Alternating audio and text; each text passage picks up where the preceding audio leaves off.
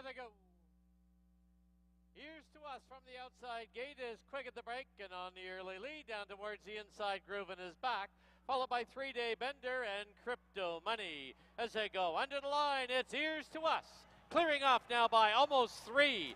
3-Day Bender, groove and is back, saves ground at the rail, and it's about 6 back to the trailer, Crypto Money. Into the clubhouse turn they go. He's going fast.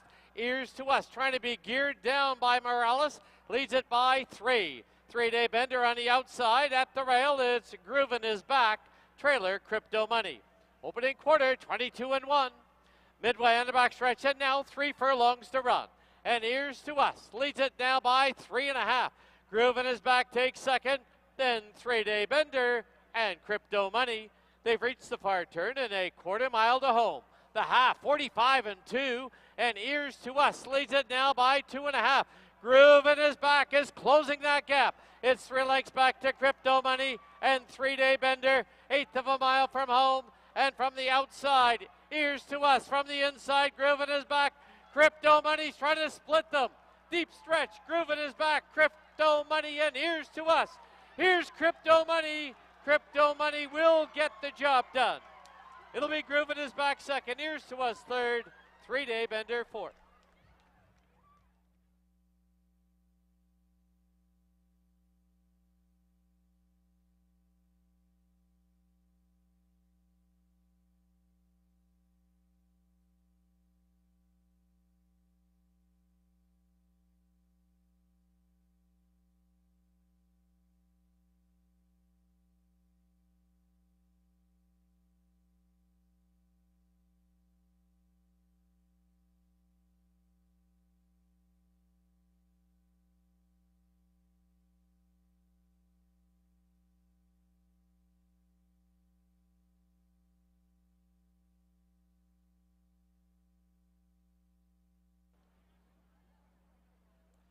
There they go. Closely bunched on the inside, CC Sunrise, Dapper Dawn, and now Dinero drives up on the outside. Be Sparky and Texas Moonshine. Rounding the far turn, it's CC Sunrise from the rail by a neck. Dapper Dawn second now by 2. It is Dinero racing along in third at the rail, Texas Moonshine, and Be Sparky the trailer. The opening quarter in 24 flat through the stretch for the first time. And it is CC Sunrise by a half. On the outside, Dapper Dawn, comfortable in second. Length and a half back is Dinero in third. Texas Moonshine on his outside. And 3.5 for the back is Be Sparky. To the clubhouse turn they go, and from the inside, CC Sunrise still leads it by a half. Dapper Dawn second by just over a length. Texas Moonshine advances on the outside. Wrapped up at the rail is Dinero, and 4 back. Be Sparky. The half went up in 48-1. There midway on the back stretch, and Dapper Dawn from the outside, from the inside, CC Sunrise. Length and a half back, now pushed along in third is Texas Moonshine. Dinero, he'll need a way through, and 4 back is Be Sparky. 6 furlongs and 1:14-4, quarter mile from home. Texas Moonshine and now Dapper Dawn. They're right together. Length and a half back. Here's Dinero coming into it in third. At the rail, CC Sunrise as they turn for home. Texas Moonshine with the lead. And down the lane they come. Texas Moonshine, Dapper Dawn, Dinero, CC Sunrise trying to re-rally. It's Texas Moonshine, CC Sunrise. Texas Moonshine to win it. CC Sunrise second, Dinero third, Dapper Dawn, and Be Sparky.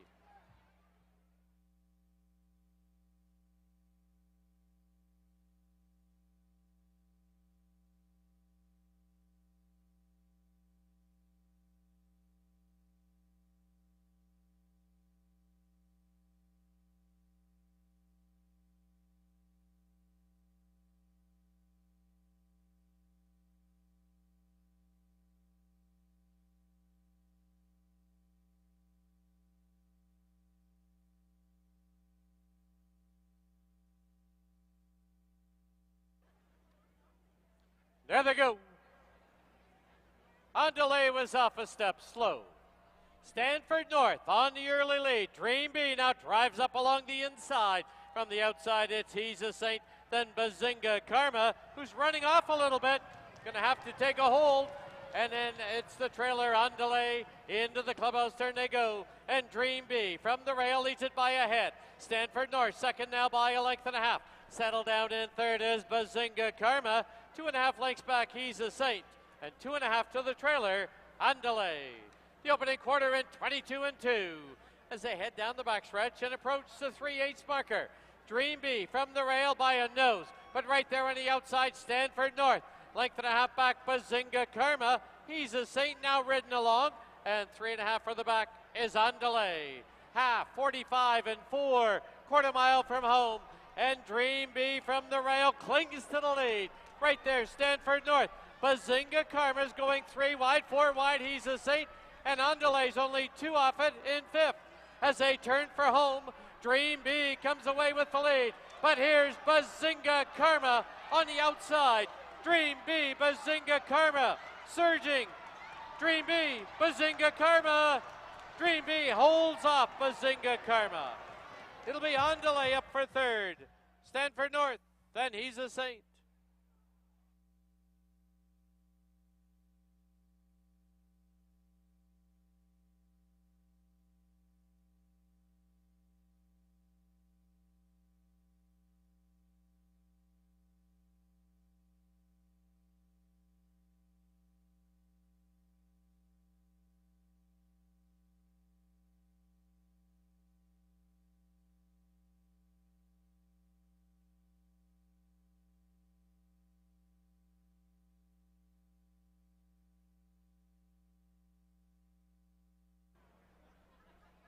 There they go. Remember the Alamo, English Bay Teddy set sail for the early lead. Logical Al takes a seat at the rail in third. 2.5 lengths back is self-serving. The early trailer is Better Tone. Rounding the far turn, now out there on the lead of a length and a half, it is English Bay Teddy. Remember the Alamo sits in second. Length and 3/4 back is Logical Al in third. There's a break of 4 to self-serving and Better Tone. Opening quarter in 24-2. Through the stretch for the first time, it's English Bay Teddy showing the way by 2. Remember the Alamo second by 2.5. Logical Al sits in third, followed by Better Tone, and now the trailer is self-serving. Into the clubhouse turn they go, and it's English Bay Teddy leading it now by 3/4 of a length. Remember the Alamo second by a 3/4 of a length. Logical Al moving up along the inside. Half, 48-2. 3 lengths back is Better Tone, and 4 to self-serving. As they head down the backstretch with a bold move, there goes Logical Al skimming the rail and grabs the lead. English Bay Teddy second by 2.5. It is Better Tone now taking third over Remember the Alamo. Self-serving is 5th. They've reached the far turn and a quarter to home. 6 furlongs and 113-2. It's Logical Al by a head. English Bay Teddy, though, not done yet. 3.5 lengths back is Better Tone, 4 to self-serving. And Remember the Alamo, 1/8 of a mile from home. Logical Al now strides clear by 2. English Bay Teddy in second. Better Tone is third. Logical Al scores by 3.5. English Bay Teddy second. Better Tone third. Self-serving fourth. And Remember the Alamo.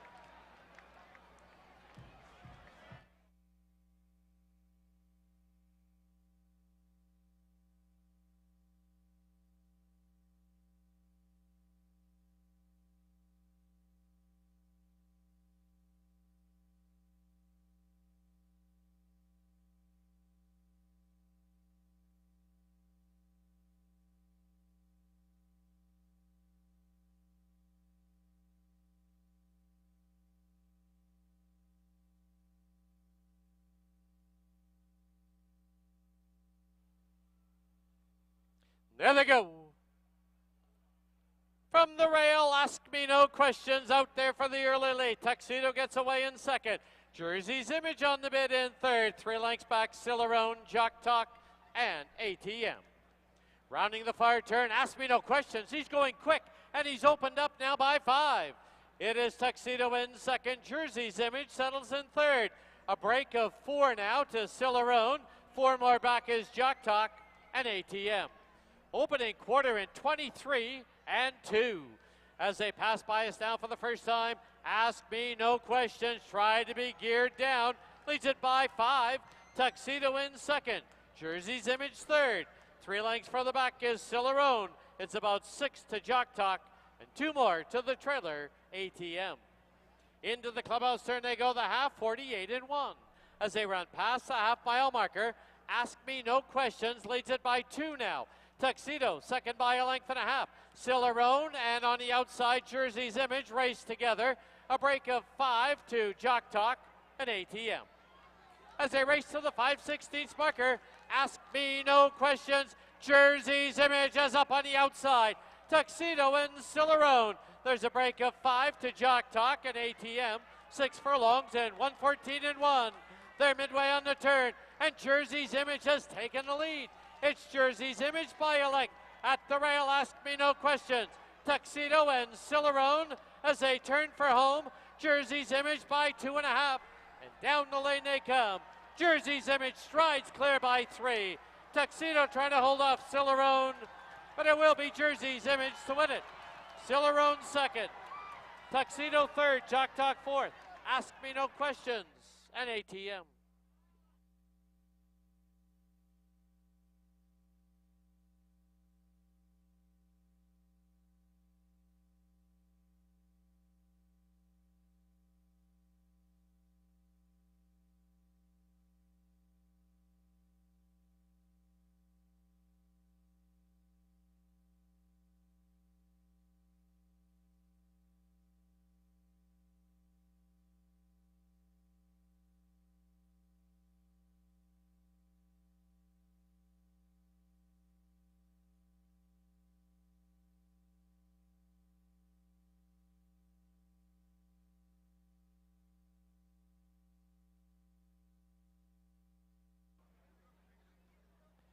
There they go.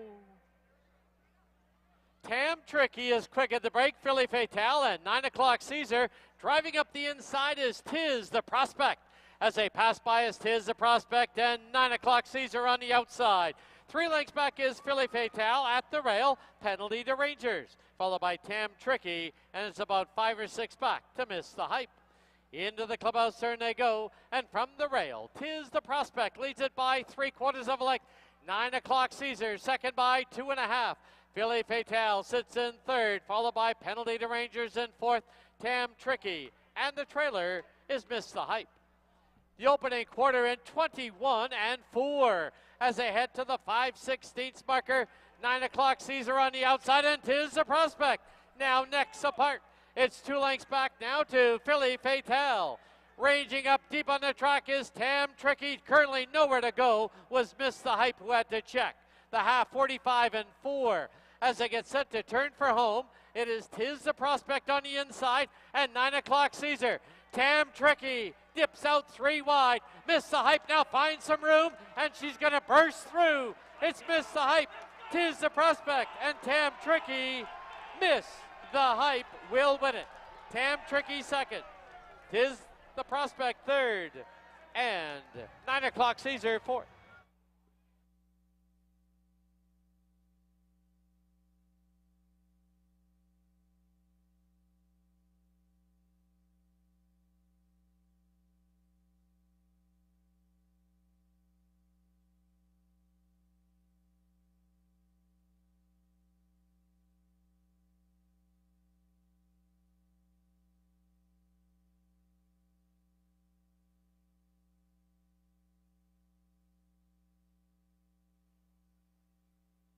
There they go. Quagmire sent right off for the early lead. Up on the outside, here's Racing River. Then down towards the inside, Star Entry. In between them now is Parker Point as they go under the line for the first time. Quagmire leads it now by a neck. Racing River second by a length. Star Entry in third. Then it'll be Parker Point, floated out a little wide as More Than Soul Title, and Foot Soldier at the rail. Into the clubhouse turn they go. The opening quarter, they lope through it in 23-1. As they head for the backstretch, it is Quagmire with the lead now by a half. Racing River second by a length. On the inside, Star Entry. More Than Soul Title continues 3 deep. Then in between them is Parker Point and the trailer, Foot Soldier. as they race past the 5/16 a half. 47-1, a soft half. And it is now on the outside, Racing River, Quagmire. They're now noses apart. 3 lengths back is Star Entry, More Than Soul Title, and Foot Soldier. 1/8 of a mile from home, and Racing River on the outside pops ahead in front. Quagmire, though, he's game at the rail. 4 lengths back is Star Entry and More Than Soul Title. Racing River, Quagmire, they hit the wire. It will be Racing River to win it. Quagmire second. Star Entry third, a very close photo for fourth.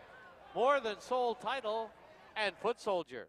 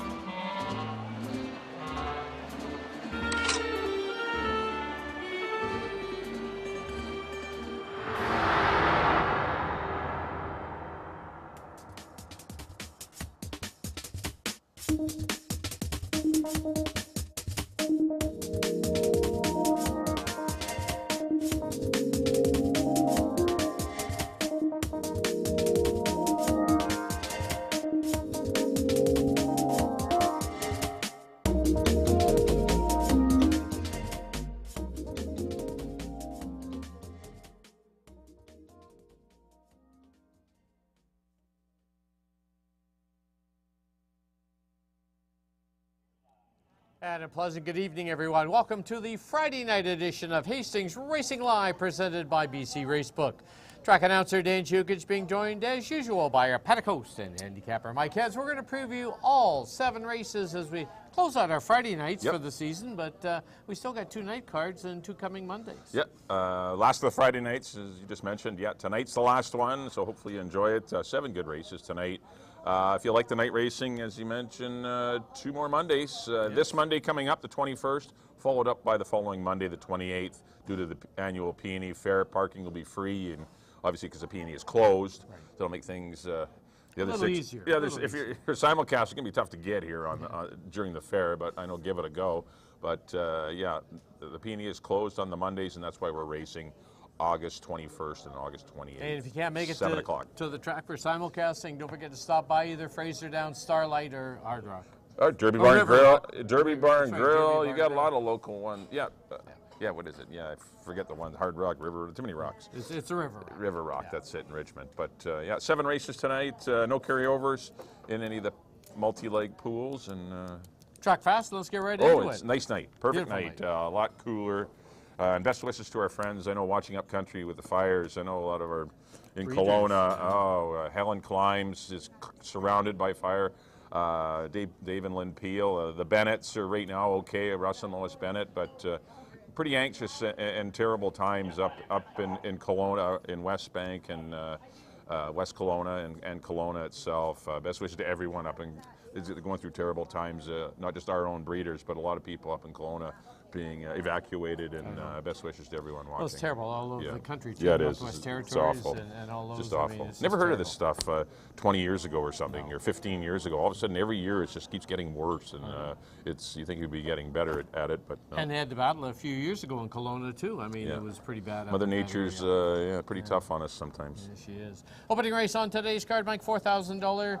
Fillies and mares, 6.5. First half of the double exactor and try. You know, the first couple of races, there's only 5 horses in them, but they're tough 5-horse fields. Yeah, I know. I did have some trouble with this race. I ended up on Pineapple Tidbits, but by far, a lock in here.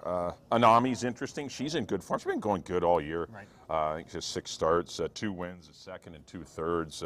Just a filly that. And why she has such good form is because she's versatile. Like Amadeo doesn't need the lead, but he can get it if nobody wants it.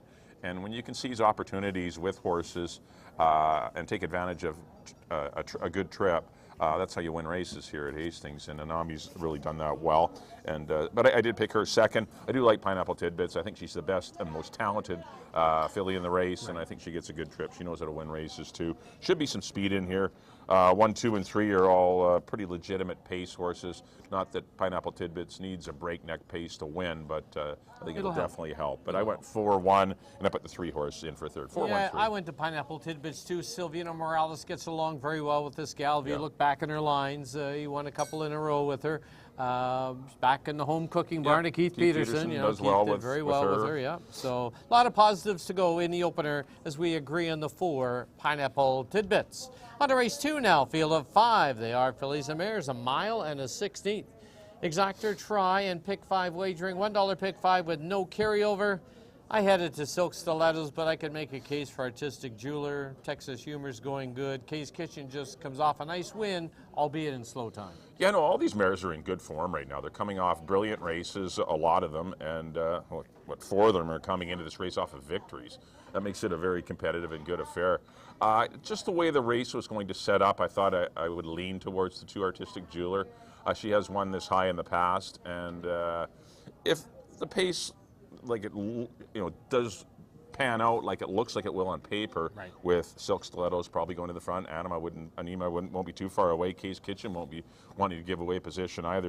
And I think Artistic Jeweler really gets a good trip in behind them, and she won't be far away either under Antonio Reyes. But I was 2-1 for me. I think Silk Stilettos, if she can avoid a pace tool, can win, but she's kind of one-dimensional. She needs the lead going long, and she's pretty tough when she gets it. She can go fast fractions and carry on too. She grabs leading rider Amadeo That's not gonna Perez hurt. tonight, which doesn't hurt. But Artistic Jeweler, I think last time took advantage of the situation, was dropping down in class, it was an easier race. was right out on the pace early, and then took command and ran away. She really liked, I think, participating on a night card too, a little tighter racetrack. It was the last race, and she was a lot of horse that day. She did drag Antonio near the lead. They were going pretty good, 47 and change, 111 and 4 for the 6 furlongs. I know the times were really fast that night, but she sped off to a pretty easy win, and I'm going to follow her back. Silk Stiletto second. Texas Humor has run big races this year, a couple of victories for Eric Gutierrez, and I'm going to put her in for third. But Case Kitchen I've left out. She could certainly win. She won at the 62.50 level last time.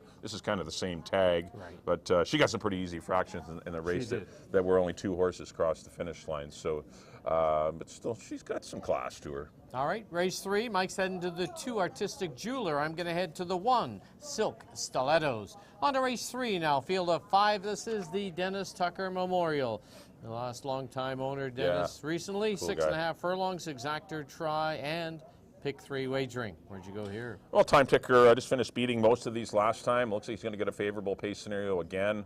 Why not follow him back? He's aggressively spotted here against straight 3-year-olds. Going to run against a couple of fillies again. Kind of a mixture in here. Yeah, the 1 Indietta and the 4 Love Above and Beyond are both fillies. But I like Time Ticker. I put Love Above and Beyond second and Indietta third. I thought Time Ticker's going to get a good trip and still gets in light with Apprentice Fraser Aidley. I agree with you. So race 3, we agree on the 2, Time Ticker. On to the 4th race now, $20,000 on the line in the guaranteed pick 4.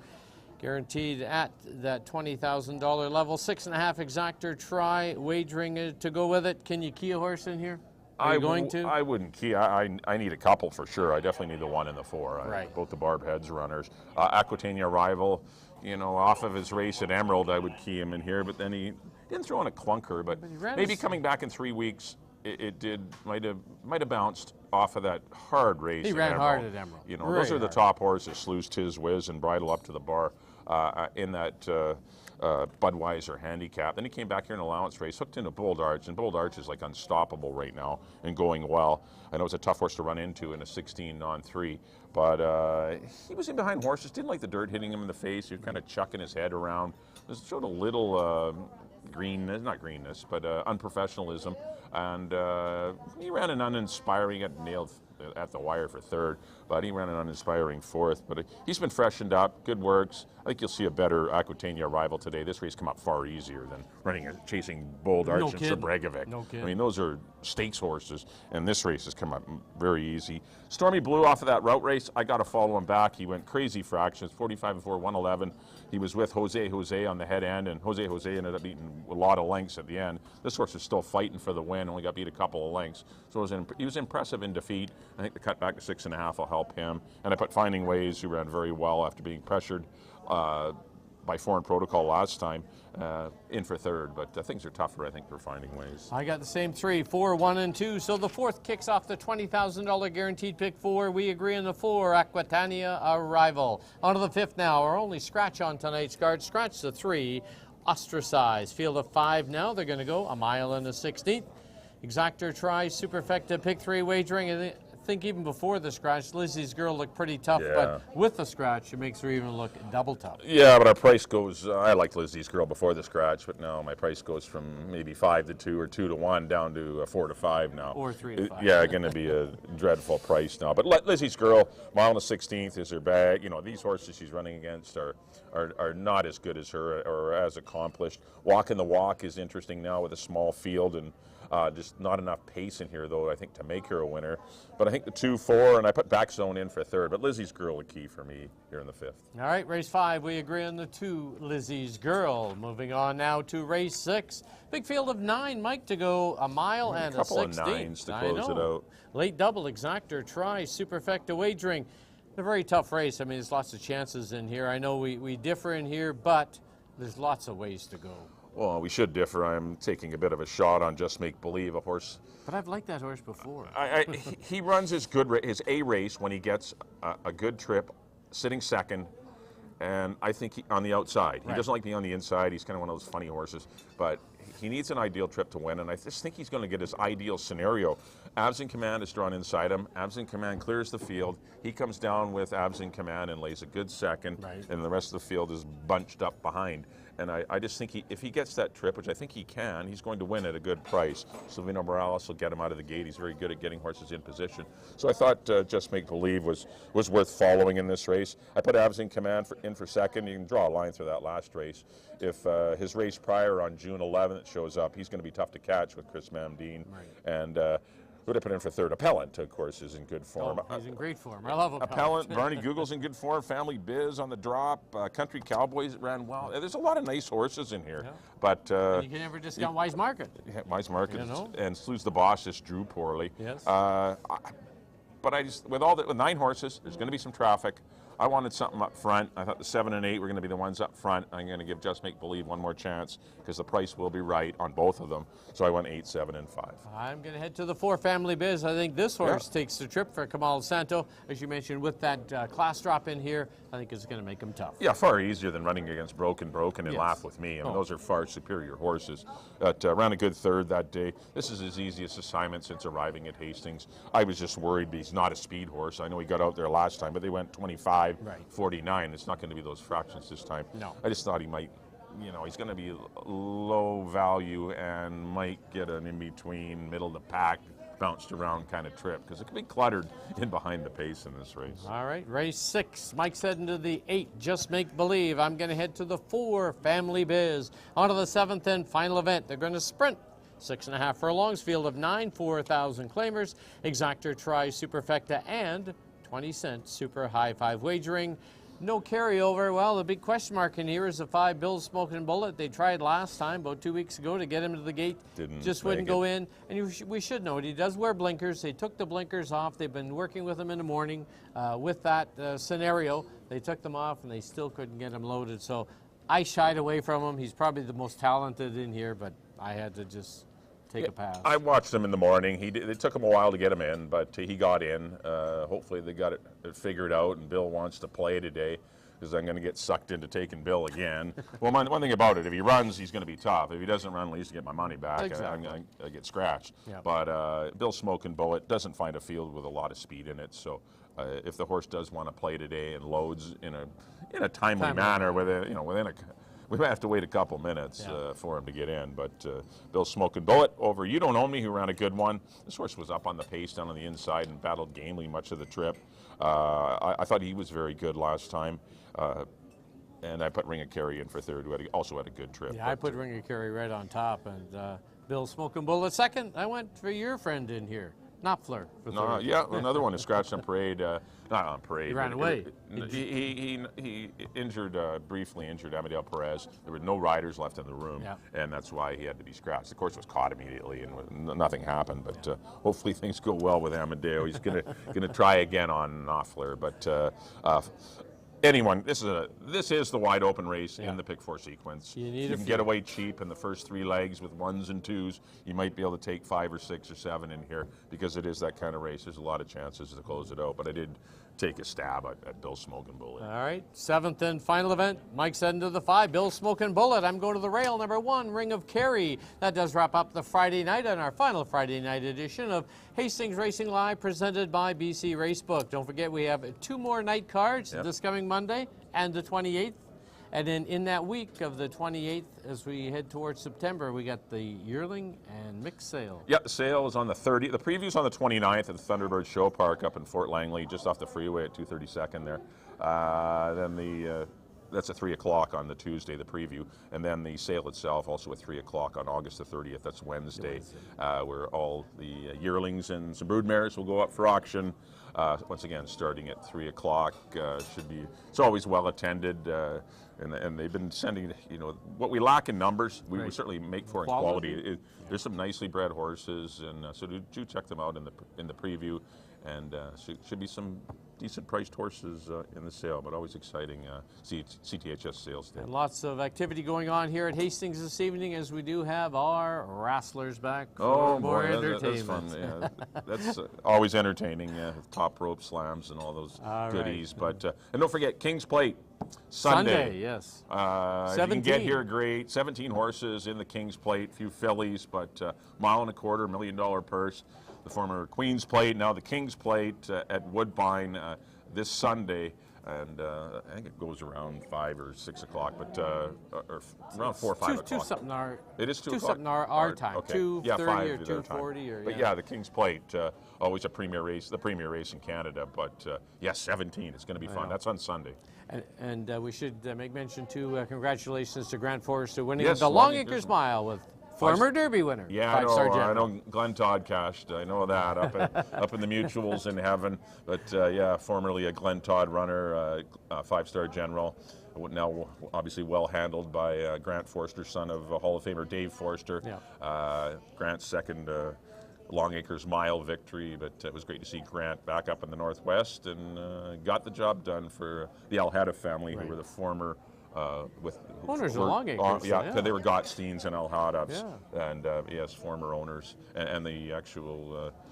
They started Long Acres back in the 30s, but yes, it was a popular win, 5-star general. All right, as we leave you, here's a complete look at our selections for tonight's card till Monday night. Good luck, everyone. Have a good night.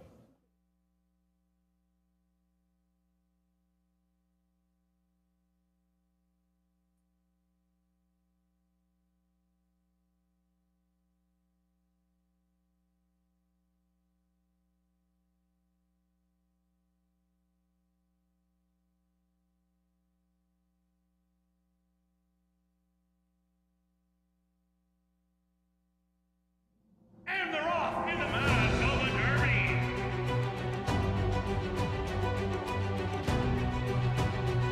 Field of Nine sent underway in the CC Derby. And they're off in the Canadian Derby. Red Dogs will take the Manitoba Derby. And Walcott takes the lead with Great Escape. Regal Bryant and Roland Rose to ride. Regal Bryant will win the Derby.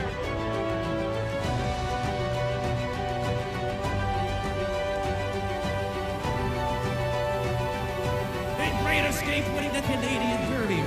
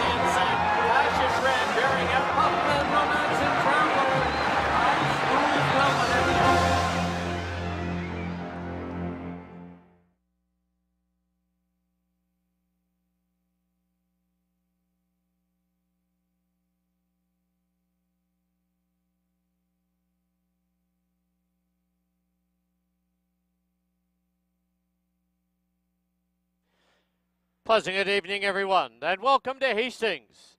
Track condition at present listed as track fast. Special welcome to everyone joining us for our final Friday night card of 2023. Now please turn to your official programs for this evening's corrections and changes. There are no changes in the first two races. In the third now. Number 1, Indietta, 3 pounds over. Number 4, Love Above and Beyond, 6 pounds over. Number 5, Road Closure, is 5 pounds over.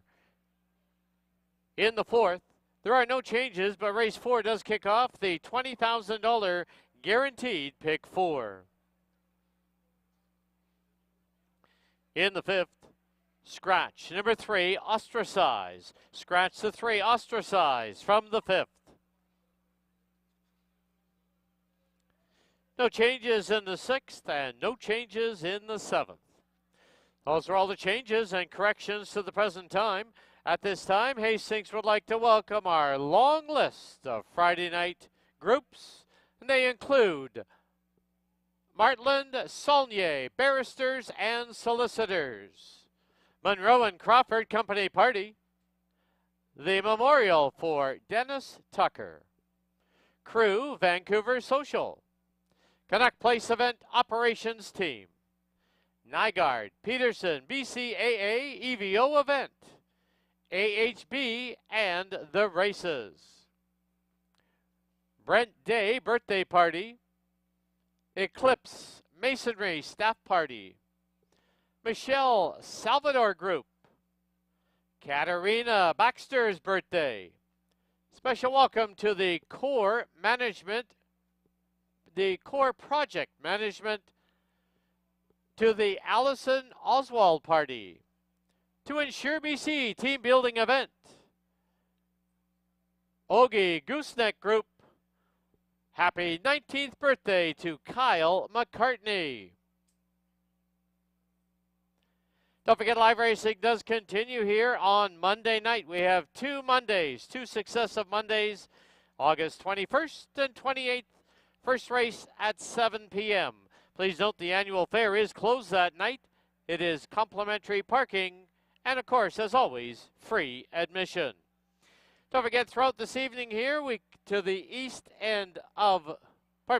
west end of the grandstand, we do have our ring set up for the professional wrestlers. Thank you for your attention and good luck.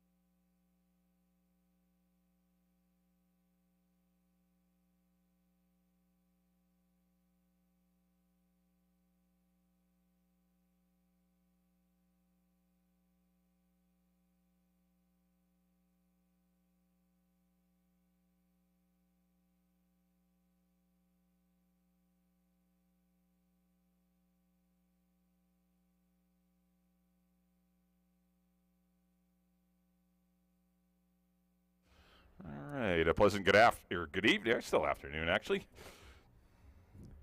Now we're evening. Good evening, everyone, and welcome to another edition of Hastings Racing Live. A beautiful night here in Vancouver.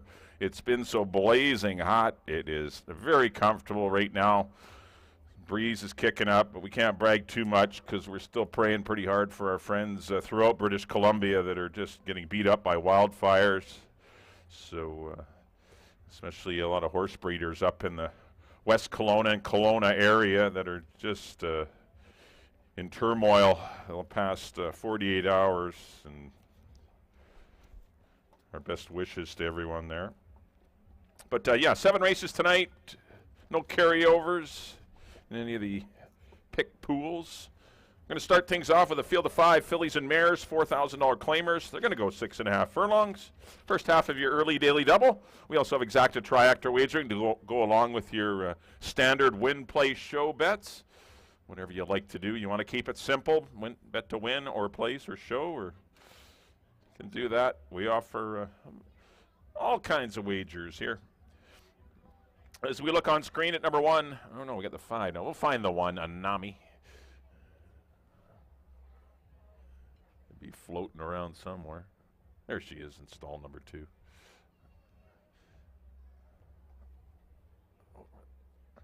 There she is. Got her. Current 7-5 favorite. Pretty consistent filly. She's had 2 wins, a second and 2/3 this year. The only time she's been off the board when it was in her last race, and that was for 62.50. That was last Friday night. Ended up being a pretty tough heat that was won by Bellaroo. Bellaroo and Lasting Light were both horses that were dropping from 12.5 and the 10,000 ranks. So Anami felt, that was a lot tougher, and it showed. She only beat 1 horse. She's back in with her friends, where she's been very successful this year. She's got speed. Amadeo Perez knows her well. He's been aboard for both of her victories this year. So look for her to be in a good position. Pretty sharp here in the paddock. Looks good and ready to go. That's the 1, Anami, for trainer Nicole Rycroft.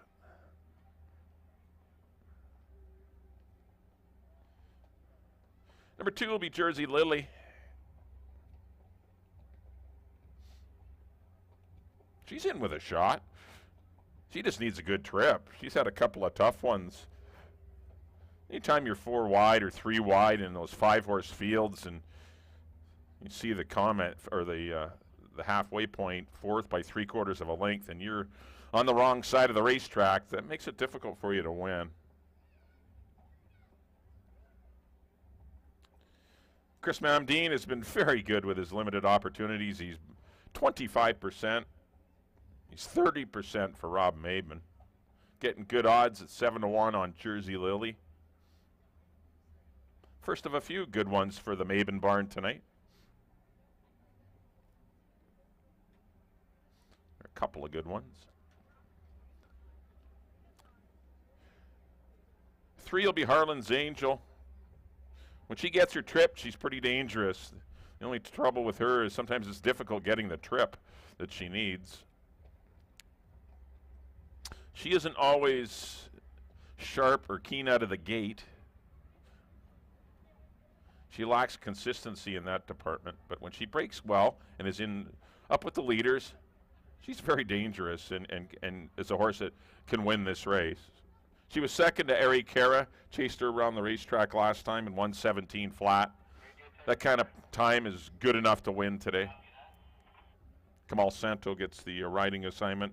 Does lose Amadeo Perez to the 1-horse Anami, for what it's worth.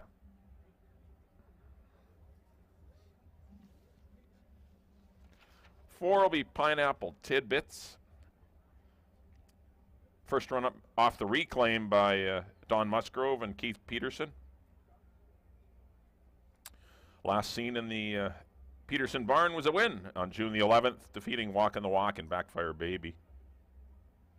Silvino Morales was up that day, and he's back aboard.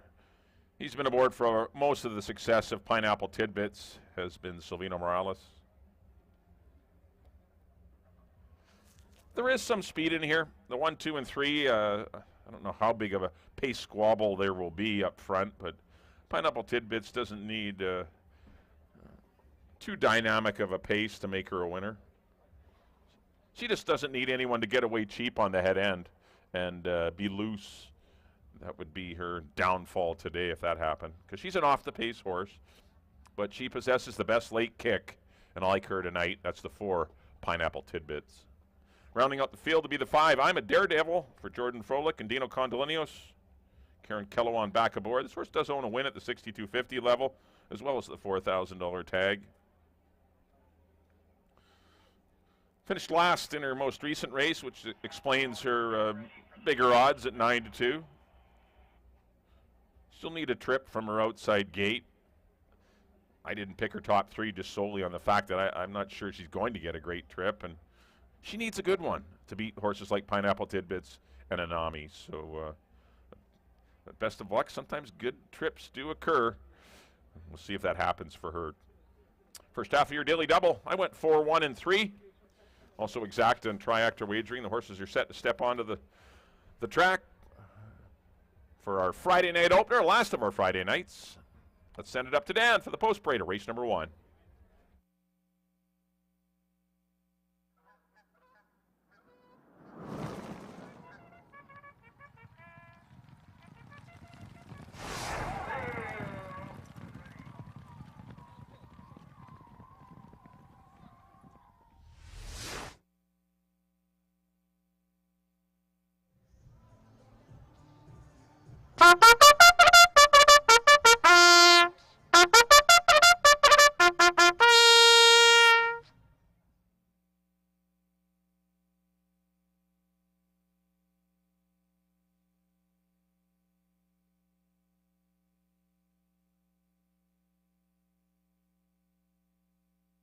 The horses on the track at Hastings. For the opener, it's a field of 5. They're going to go 6 1/2 furlongs.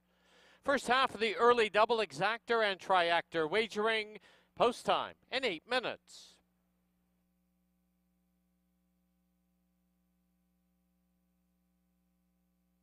Just a reminder, please make your wagers as early as possible to avoid any lineups and delays.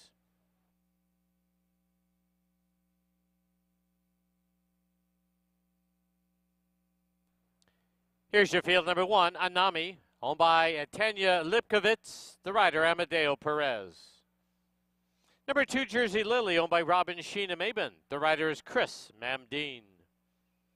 3, Harlan's Angel, owned by Jim and Ann Allendal, the rider is Kamal Santo.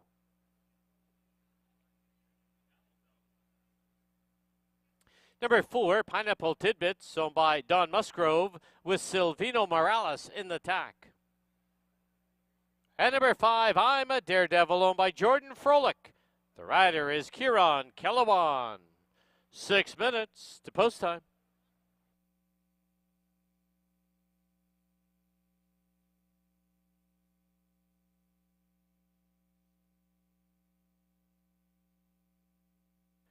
All right, to kick off our Friday night, let's go down to the paddock and Bailey Williams. Thank you, Dan. We are just 6 minutes away from the opener here at Hastings. A field of 5 to go 6 1/2 furlongs.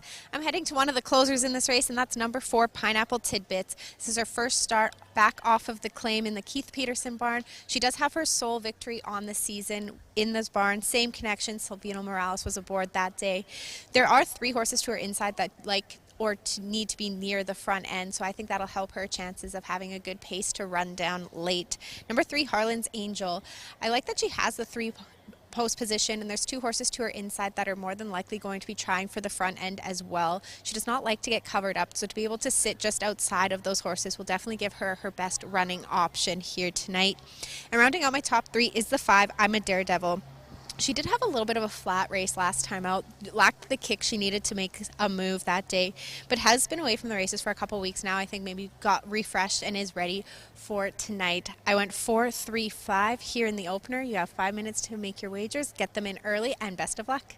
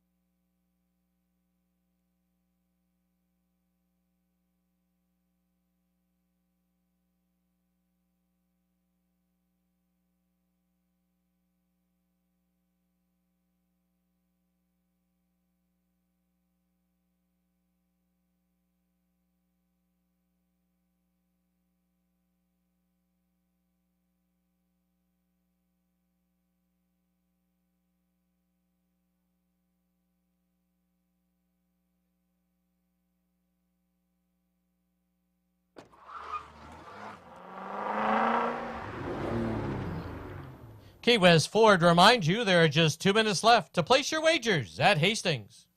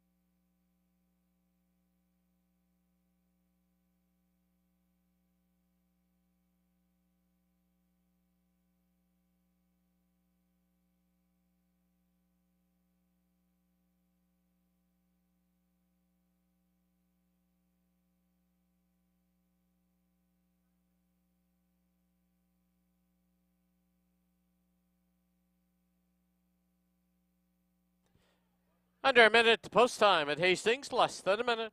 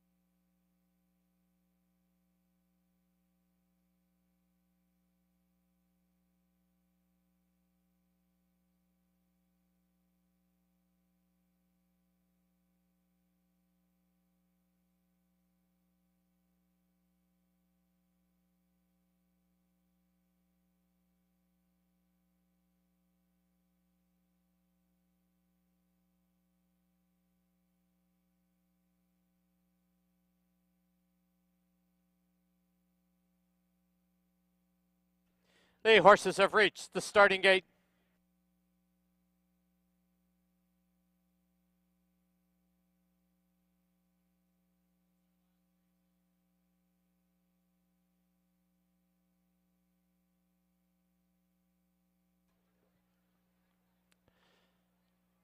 Loading in now for the opener at Hastings. Pineapple Tidbits has been loaded. I'm a Daredevil to the outside. Now a Nami to the inside gate. 5 in. They're at the post. There they go. Closely bunched, it's Jersey Lily sent off for the early lead. Anami drives up on the inside. Harlan's Angel right there. On the outside is I'm a Daredevil and the early trailer, Pineapple Tidbits. Under the line for the first time, Anami has the lead by a long neck. On the outside, Jersey Lily, second by a length and a quarter. Harlan's Angel in third. Skimming the rail in fourth now is Pineapple Tidbits. I'm a Daredevil is the trailer, but only 6.5 from the lead.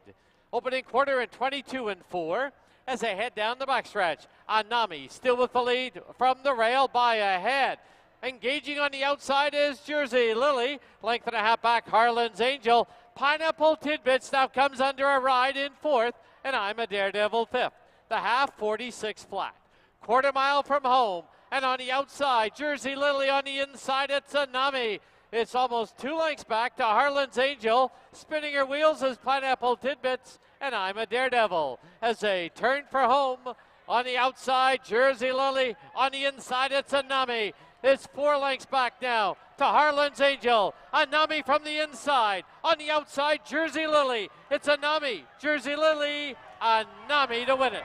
Jersey Lily second, Harlan's Angel, followed by I'm a Daredevil and Pineapple Tidbits.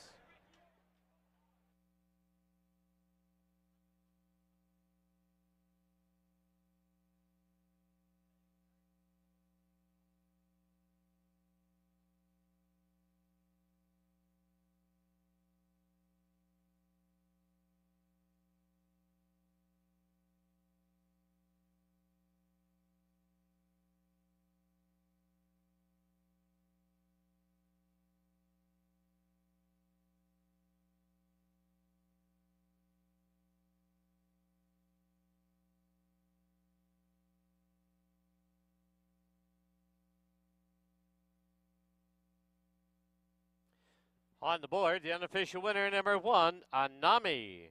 Number 2, Jersey Lily second. Number 3, Harlan's Angel third. Number 5, I'm a Daredevil fourth. 1, 2, 3, 5 on the board.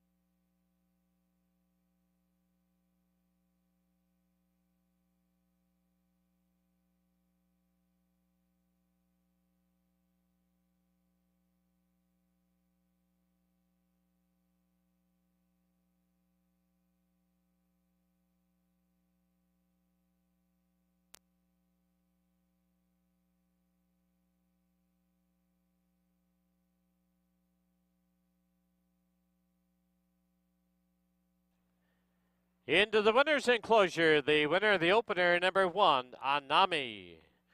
She's owned by Tanya Lipkovitz, is trained by Nicole Rycroft, and ridden to victory by Amadeo Perez.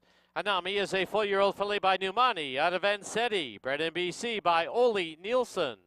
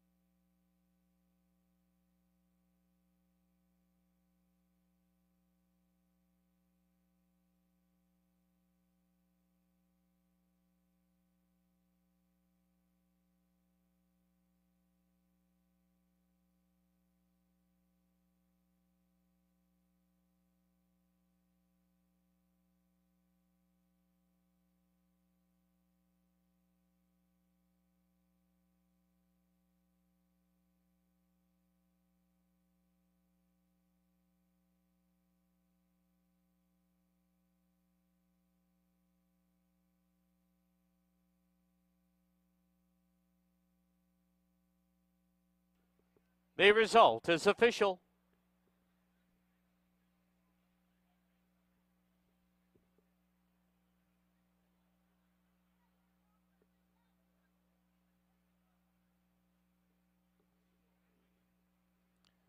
One two exacta was worth $22.70.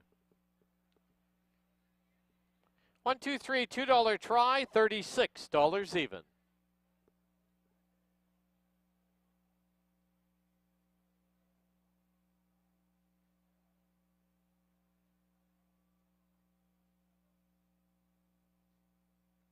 Final running time for the 6 1/2 furlongs, 1:17 and 37/100ths. No changes in the second. Post time 21 minutes away at 7:30.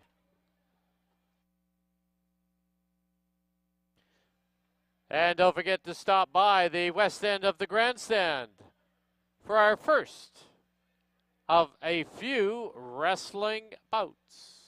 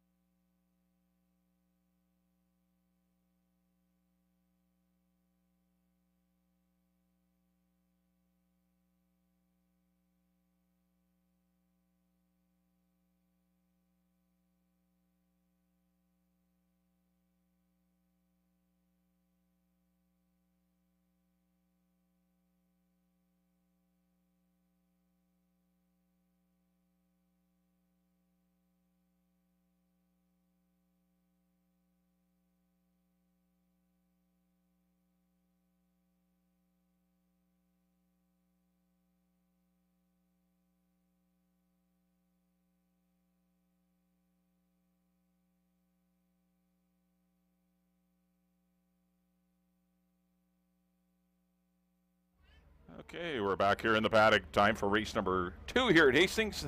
The second race does kick off the pick 5 on races 2 through 6 for you pick 5 players.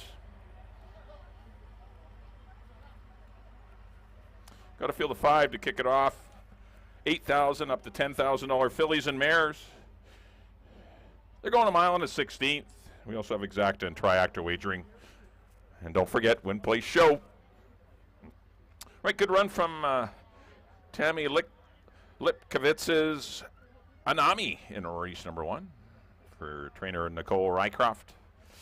Prominent under Amadeo Perez, used that number 1 post to his advantage. Jersey Lily ran huge. Chris Mamdine on Rob Machina Mabin's runner threw everything they had at Anami, and those two put on a great show in race number 1, but Anami was just a little too good, winning by about a neck in the end. And a very good 117 and change. Right, here's the one that is Silk Stilettos. See trainer Craig McPherson doing her calisthenics, getting her a little stretch prior to racing. Nice win the last time she was here. That was 5 weeks ago.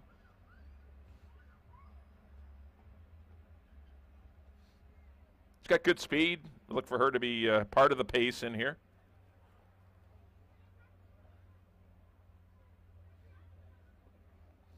Amadeo Perez will be aboard, looking for both halves of the early double. Pretty looking gray. Definitely live in here. The fans are all over her right now at 4 to 5. She definitely is your horse to come and beat. Number 2 will be Artistic Jeweler for Praven Sorensen and Mort Hall.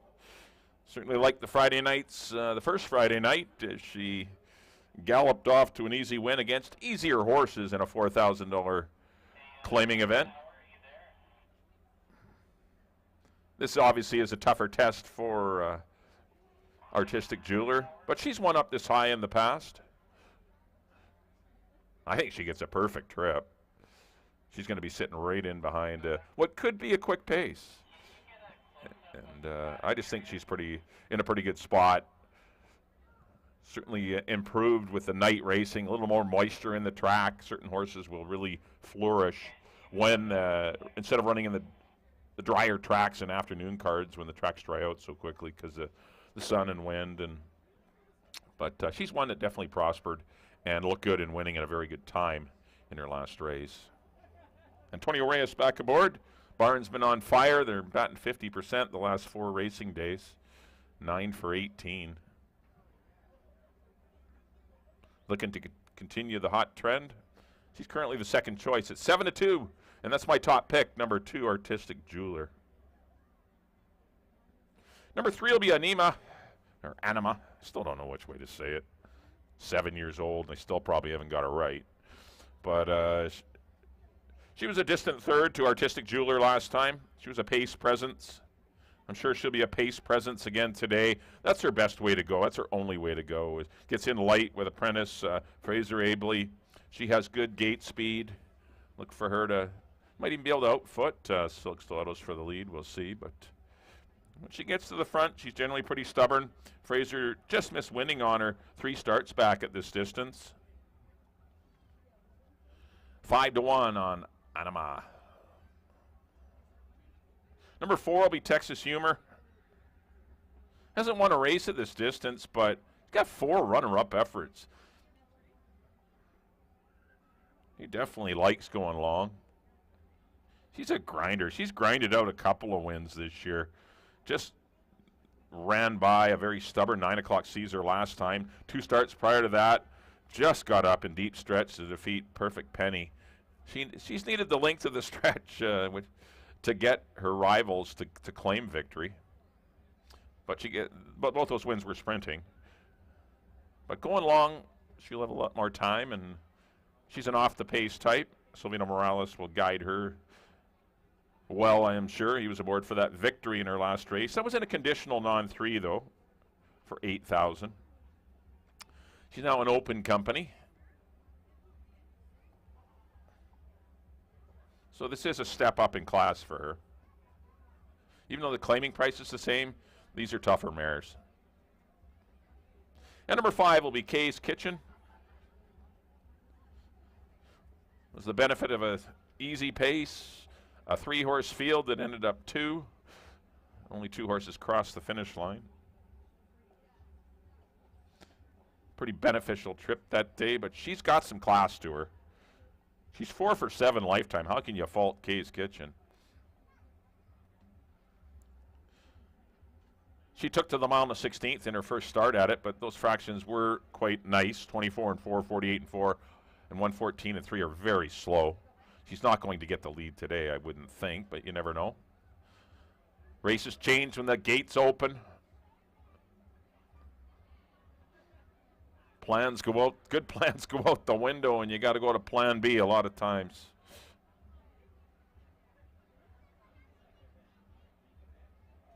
Kamal Santo will be aboard Kay's Kitchen for the Todd Mountain Thoroughbreds and Edgar Mendoza. Currently at 9-2.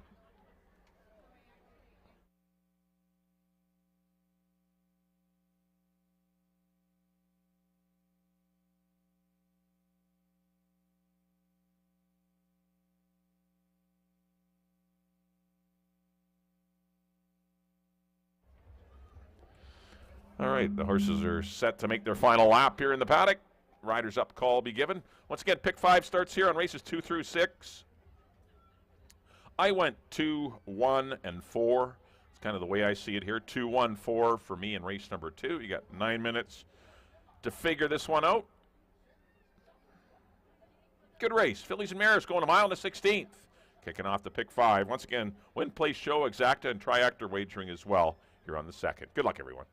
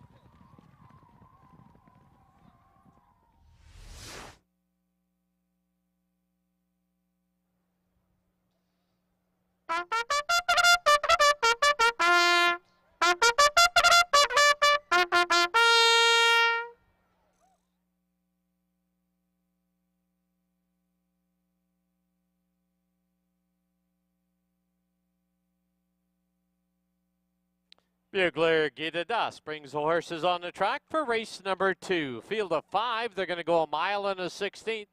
Exactor, triactor, and pick 5 wagering. Post time, 7 minutes away.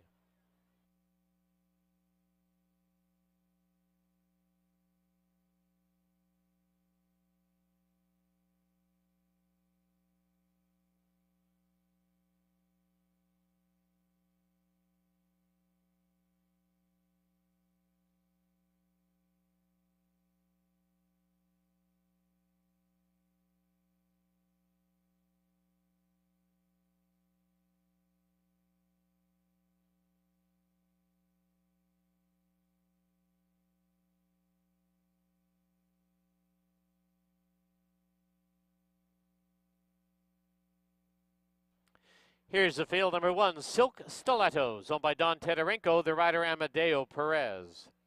2 is Artistic Jeweler, owned by Praven Sorensen and Mort Hall, Antonio Reyes aboard. Number 3 is Anima, owned by Bulldog Brothers Racing and Paul Lemesurier, with apprentice Fraser ably up. 4, Texas Humor, owned by the G.O. Stables, and Alexa Ramirez, the rider Silvina Morales. And number 5, Kay's Kitchen, owned by the Todd Mountain Thoroughbreds, the rider Kamal Santo. 6 minutes to post time.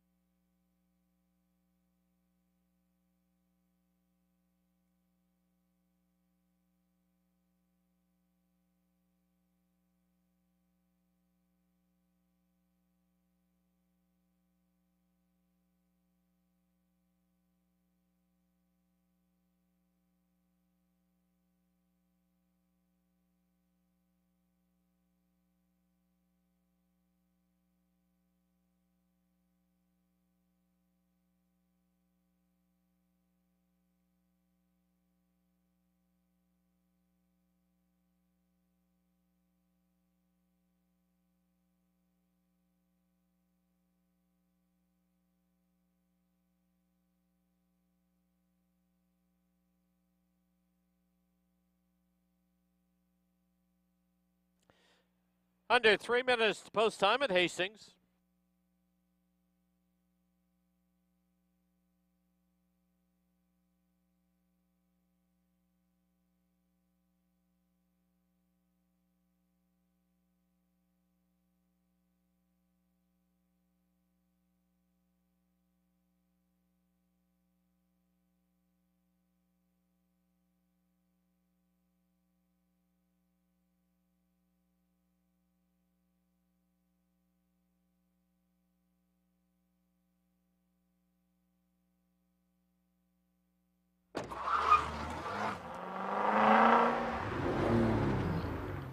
Key West Ford reminds you there are just 2 minutes left to place your wagers at Hastings.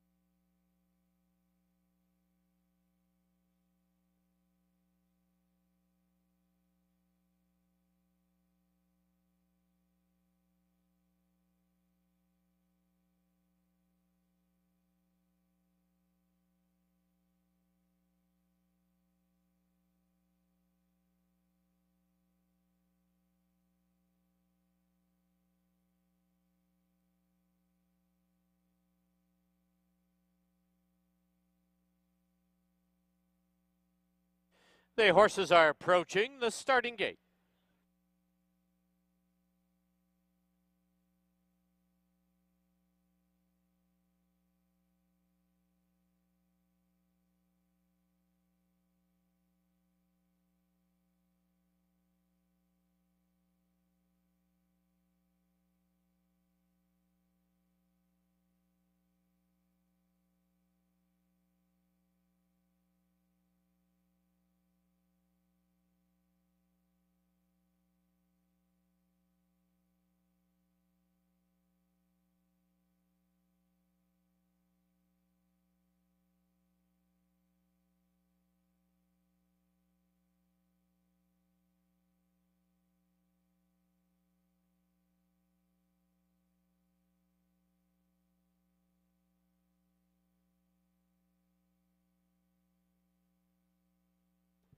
Loading in now for the second at Hastings. Silk Stilettos to the inside gate. Artistic Jeweler comes forward, Texas Humor in the red. Anima comes forward, outside gate. Kay's Kitchen.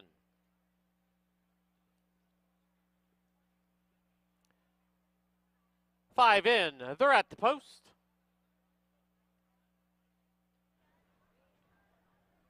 There they go. Silk Stilettos from the rail, quick at the break and right on the early lead. Anima gets away in second. Artistic Jeweler under a long hold in third. Texas Humor's on the outside and Kay's Kitchen in between them. As they hit the turn, Silk Stilettos flies away, opens up now by 4. At the rail, it's Artistic Jeweler. Anima's on the outside, followed by Texas Humor and Kay's Kitchen. Opening quarter, 23 and 4. Through the stretch for the first time, it's Silk Stilettos with the lead of a length and a half. Artistic Jeweler sitting in second. Anima's on her outside in third. Paired off at the back, Kay's Kitchen at the rail. Texas Humor on the outside. Loose lead though for Silk Stilettos as she goes through the half in 47 and 2. Silk Stilettos past the half-mile marker, leads it by a length and a half. Artistic Jeweler tracks in second. 2.5 lengths back, Anima at the rail, Kay's Kitchen and Texas Humor. 3 furlongs to run, and Silk Stilettos now being confronted by Artistic Jeweler. They've opened up 3.5 on Texas Humor. Anima's in between runners, and Kay's Kitchen at the rail. 6 furlongs in, 111 and 4. Midway on the final turn, 3/16 from home, and Silk Stilettos, Artistic Jeweler right there on the outside. It's about 7 back to Texas Humor as they turn for home. Artistic Jeweler on the outside now pops ahead in front. Silk Stilettos, game at the rail. 7 back, Texas Humor on the inside. Silk Stilettos on the outside. Artistic Jeweler at the wire will be Silk Stilettos. I believe beats Artistic Jeweler. Texas Humor. Then we have Kay's Kitchen and Anima.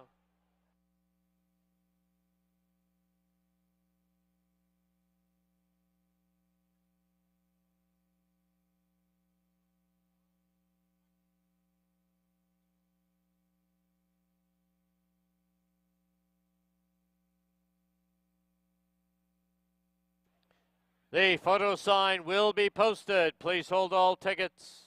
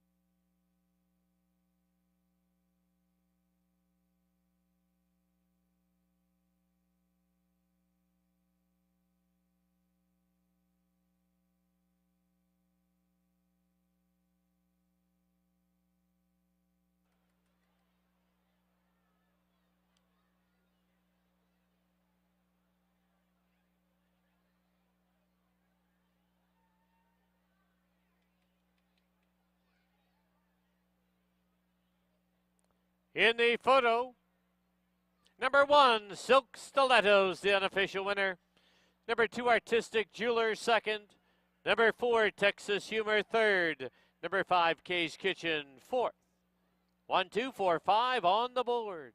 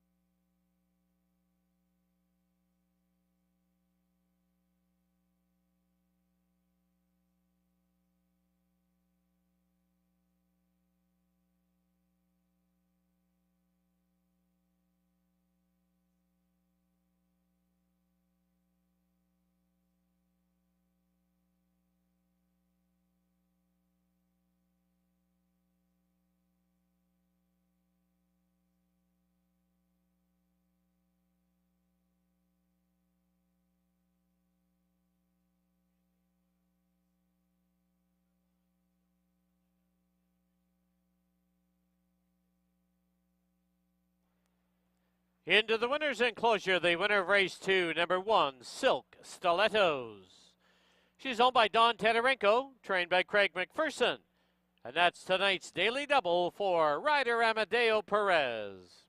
Silk Stilettos is a 4-year-old filly by Oxbow out of Native Talent, bred in Kentucky by the Calumet Farm.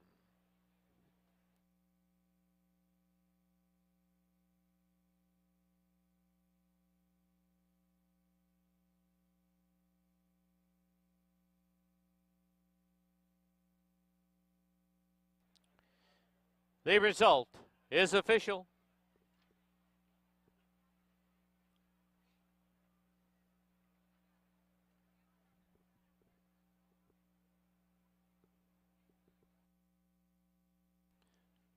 One two exacta was worth $6.50. 1 2 4 $2 try, $15. Daily double, it's a pair of ones. $2 price, $14.50.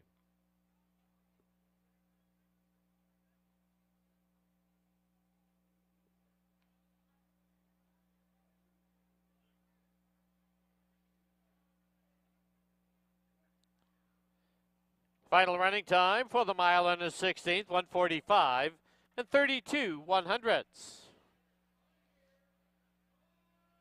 Up next, race 3, the Dennis Tucker Memorial. Number 1, Indietta, 3 over. 4, Love Above and Beyond, 6 over. 5, Road Closure, 5 over. Post time 20 minutes away at 8 o'clock.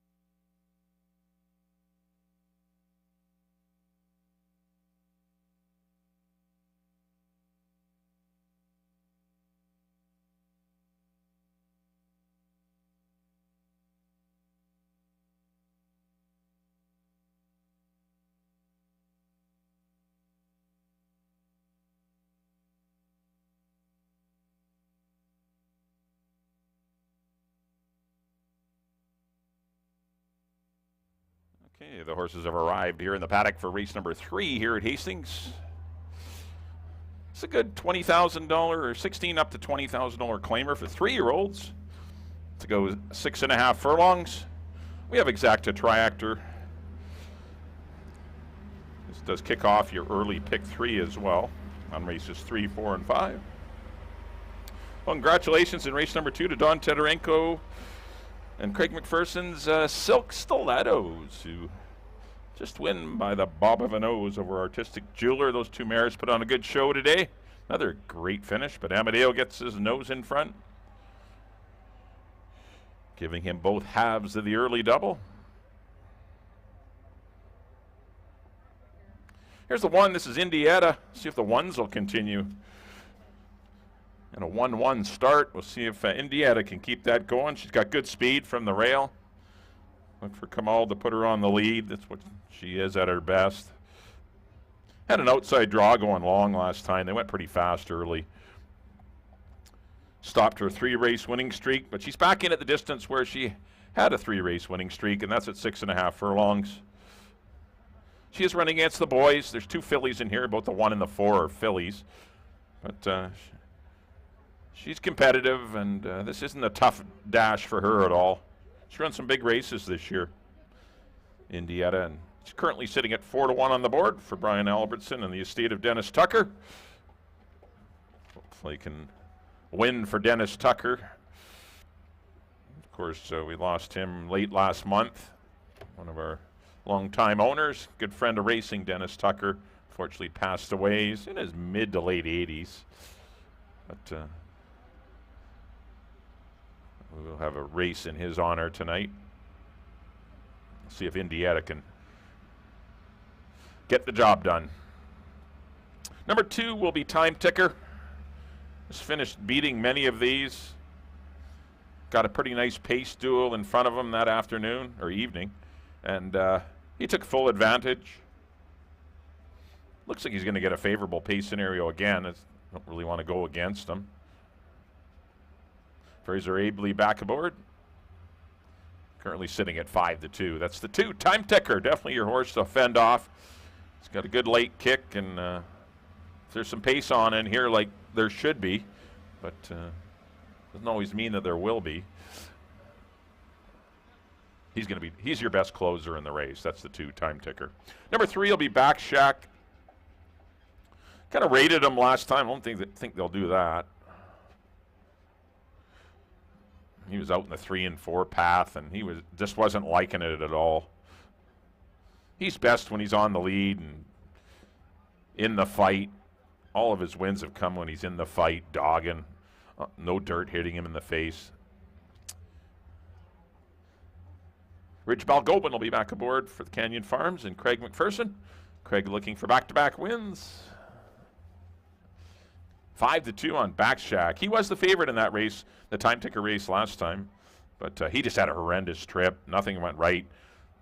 There was a bit of speed in the race, and they chose to, instead of going 4 wide, they ended up at 4 wide anyway, as they backed off a bit, but he just needs a better trip, and I think he'll get it from post 3. Number 4 will be Love Above and Beyond. She had a very good trip last time. She had the lead, got some pressure early, but drew off to a big lead on the final turn, got reeled in late.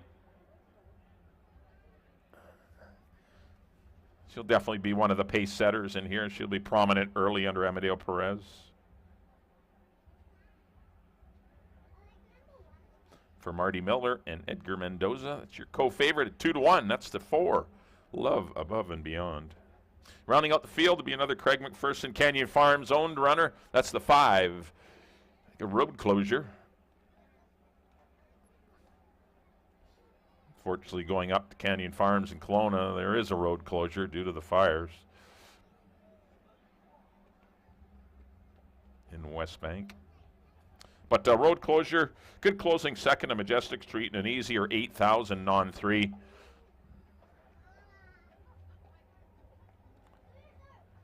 Going to take a shot at these $20,000 or $16,000 to $20,000 3-year-olds. 6 furlongs was a little too short for him last time. He's back out at 6.5. Karen Kellowan gets the call on road closure. Right, there's your field of 5, 16 to $20,000 claimers. They're 3-year-olds. They're going 6.5, kicking off your early pick 3 on races 3, 4, and 5. We also have exacta triactor wagering. And, of course, the standard win, place, show bets.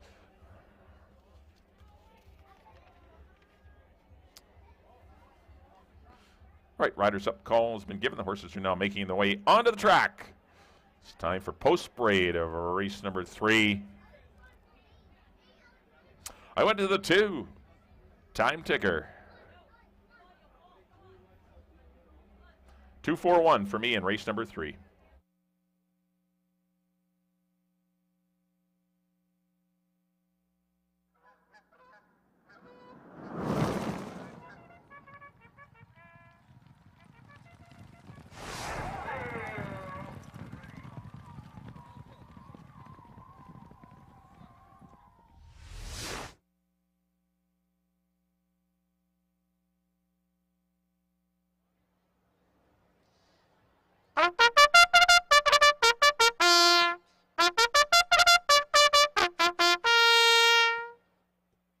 Bugler Guidadas brings them on the track for race number 3. This is the Dennis Tucker Memorial.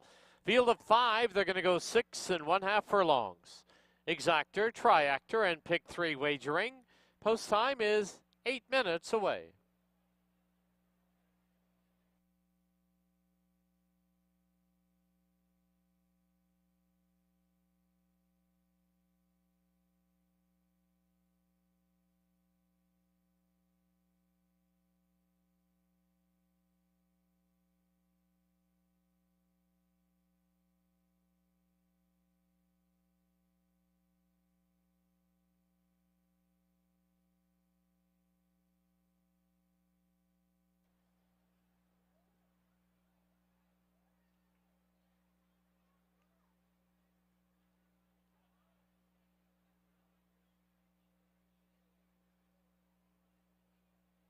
Here's the field. Number 1, Indietta, owned by Brian Albertson and the estate of Dennis Tucker.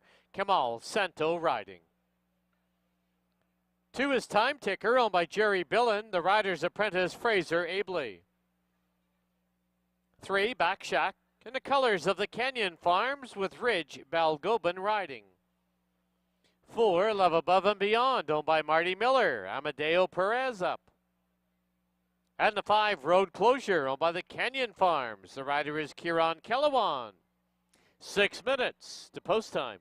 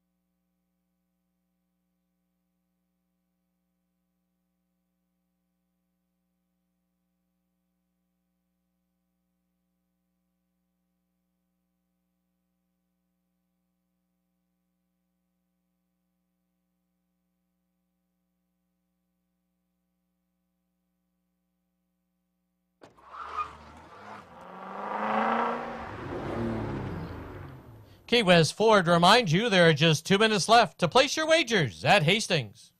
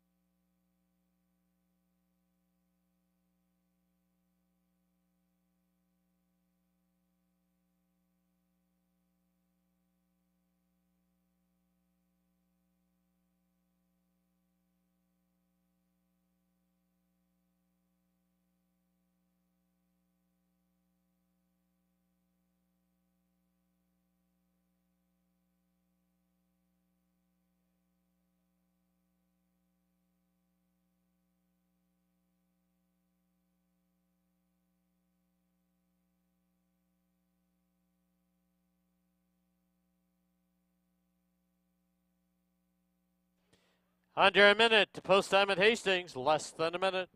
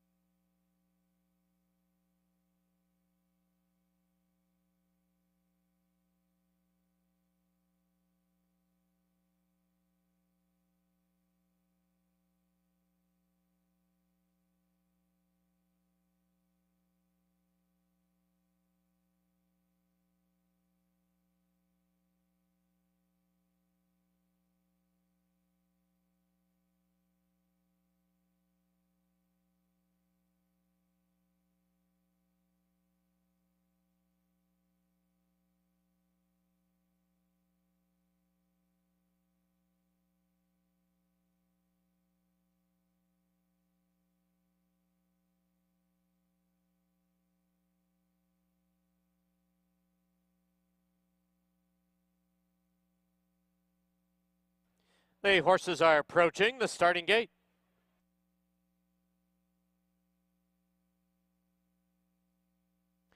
And once again, just a note to our on-track guests that the Greater Vancouver Food Bank is selling 50-50 tickets.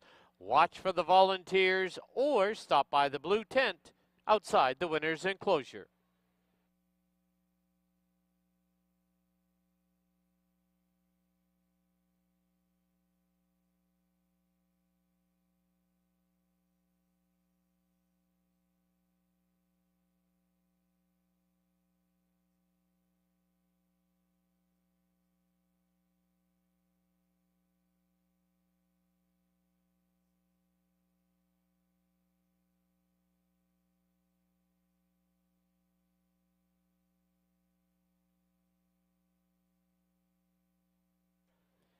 The horses have reached the starting gate.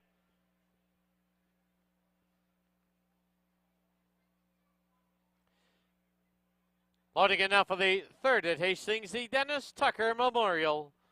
Back Shack, the first one up. Love Above and Beyond, gate 4. Time Ticker, gate 2. Indiana goes in. The outside gate, road closure.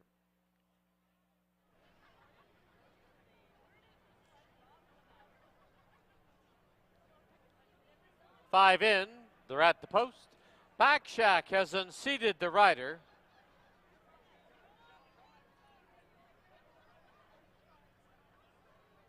Back aboard.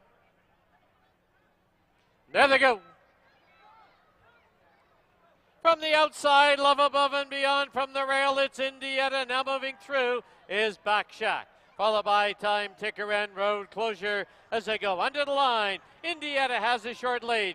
Pressing up on the outside is Back Shack. Love Above and Beyond sits in third. 2.5 for the back is Time Ticker with Road Closure, the trailer. Into the clubhouse turn they go. The opening quarter, a leisurely 23-1. As they run past the half-mile marker. Indiana on the inside, on the outside, Back Shack. 2 lengths back is Love Above and Beyond, and 2.5 for the back. Road Closure on the outside of Time Ticker. As they head towards the 5/16 pole, it's on the inside, Indiana, Back Shack. Love Above and Beyond comes to make a line of 3. Time Ticker currently nowhere to go. Half 47-1, midway on the final turn. Indiana clings to the lead. Back Shack right there. Love Above and Beyond. Time Ticker will need a way through in Road Closure. And down the lane they come. It's Indiana with the lead. Time Ticker trying to shake loose at the rail. Back Shack on the outside. But Indiana is gone. She'll win it in the clear. Time Ticker second. Back Shack third. Followed by Love Above and Beyond and Road Closure.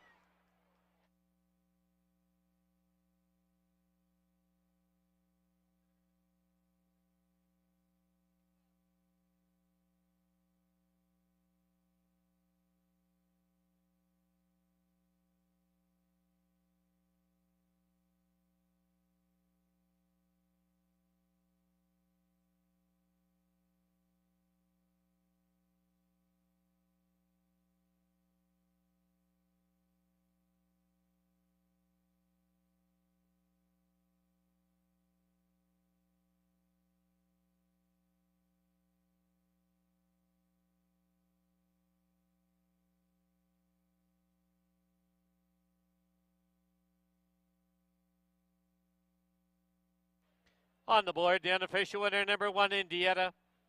2, Time Ticker second. 3, Back Shack third. 4, Love Above and Beyond fourth. 1, 2, 3, 4 on the board.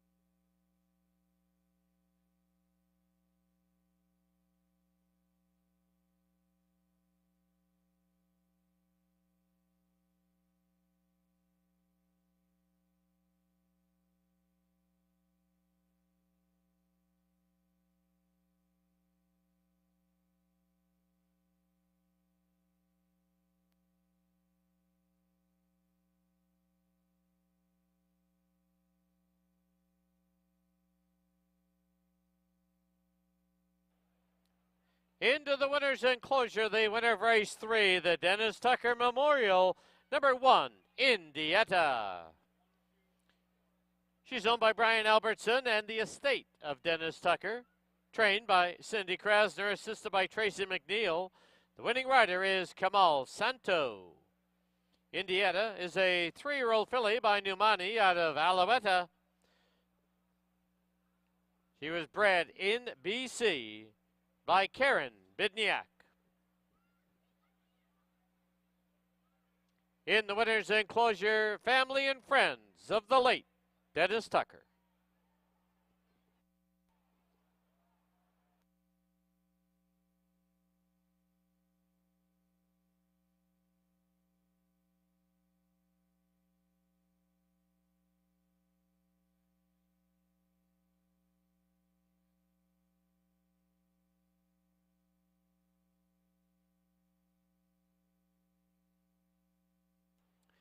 The result is official. 1-2 exacta was 41.40.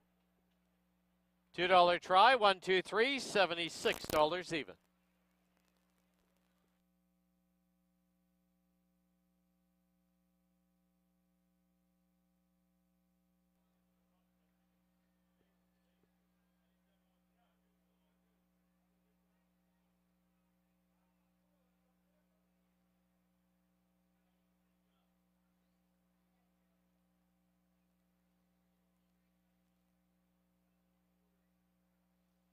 Final running time for the 6 1/2 furlongs, 1:17 and 62 100ths.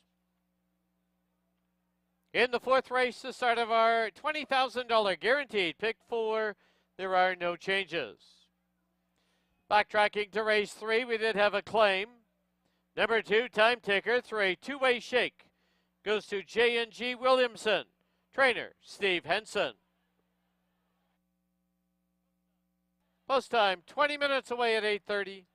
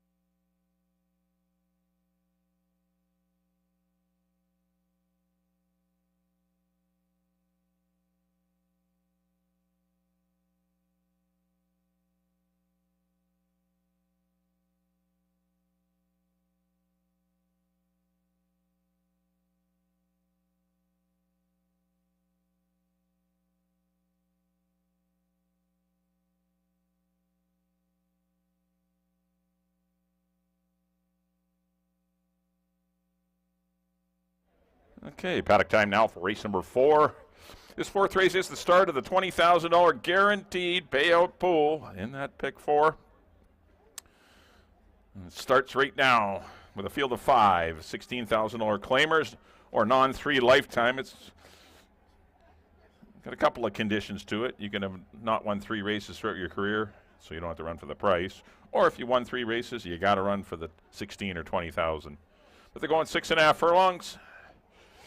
And congratulations back in race number 3, and fittingly, Brian Albertson and the estate of Dennis Tucker. So Indiana wins the Dennis Tucker Memorial Purse. You can't make this stuff up. That was brilliant. For trainer Cindy Krasner, rider Kamal Santo. Another wire-to-wire winner for the one horse. The ones are doing good today. And here is the one, Stormy Blue. Got the right post, I'll tell you that. Not too sure if he's going to wire the field, but tried to go fast fractions going along and ended up a good third behind Stay Fantastic and Wisely Played, who are both deep closers. He's a neat horse. He's looks good here in the paddock. I think he'll probably sit just in behind the leaders. I think the 2 Finding Ways and the 4 Aquitania Rival are probably a little quicker. Well, he's quick, but you're going to have to go fast to get the lead. He doesn't need the lead to win. He can come from off the pace. But we'll see how it all plays out. I've been totally wrong on how pace scenarios are going to set up tonight. Forecasted a big speed duel in race number 3, and I got a 23-1, 47-1. Who knew? 5-2 on Stormy Blue for Lori Lissigar's Century Plaza Stable and Barbara Heads. Number 2 will be Finding Ways for the Mainline Stables and Nicole Rycroft. Been a good claim. Spent the 12.5, ran him right back for the 12.5, got the money. They're playing with house money now.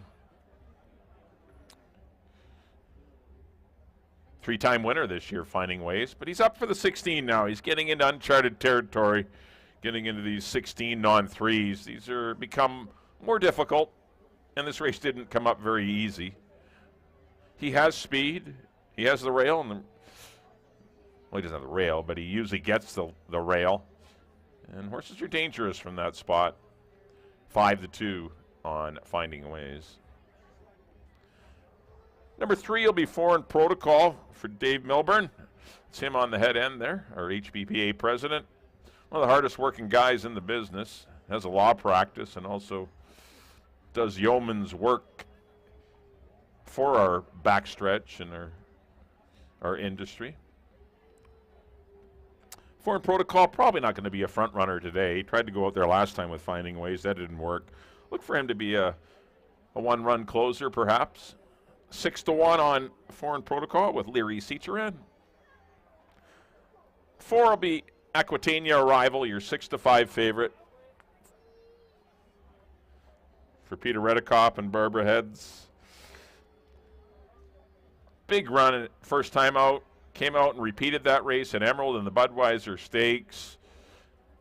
Race probably took more out of him as he kind of bounced a bit running against Bold Arch, but you still need your A game to get near Bold Arch anyway.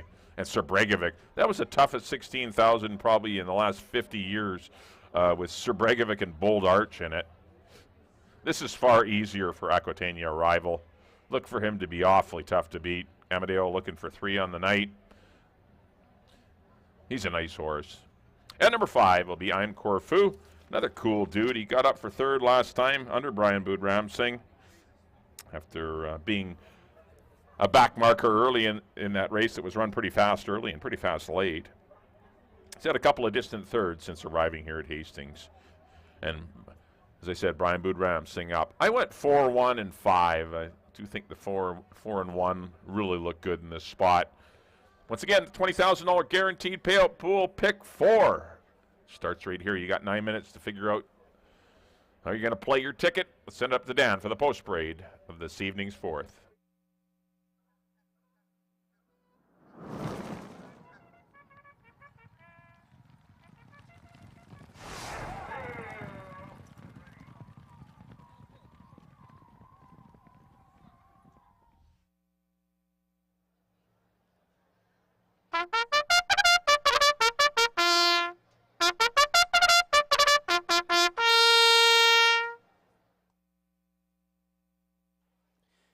The horses on the track at Hastings for race number 4. Field of 5 to go 6 1/2 furlongs.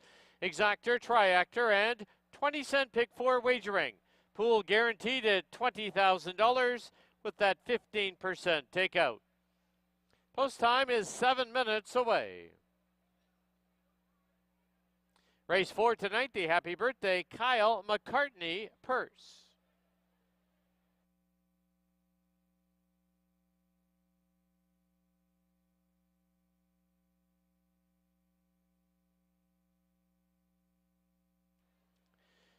Here's the field. Number 1, Stormy Blue, owned by Century Plaza Stable, the rider Antonio Reyes. 2, Finding Ways, owned by the Mainline Stables with Silvino Morales. 3, Foreign Protocol, owned by the Milburn Legacy, Leary Cicheran Rides. Number 4, Aquitania Arrival, owned by Peter Reddicup, AC Limited, Amadeo Perez aboard. And number 5, I'm Corfu, owned by Hastings Horsepower and the Minerloo Stables, Brian Budramsing rides. 7 minutes to post time.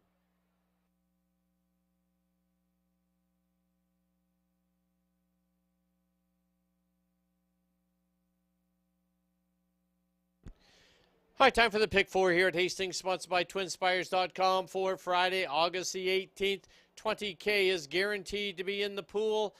Mike and I both have gone with 2 in the opening leg, 1 and 4. 2, Lizzie's Girl in the second leg. I've gone 5 in the third leg, 2, 4, 5, 7, 9 with 159 for $6. Mike's gone 4, 5, 7, 8 after that with 1569. That is your pick 4, guaranteed at 20K here at Hastings, sponsored by TwinSpires.com for Friday, August 18th.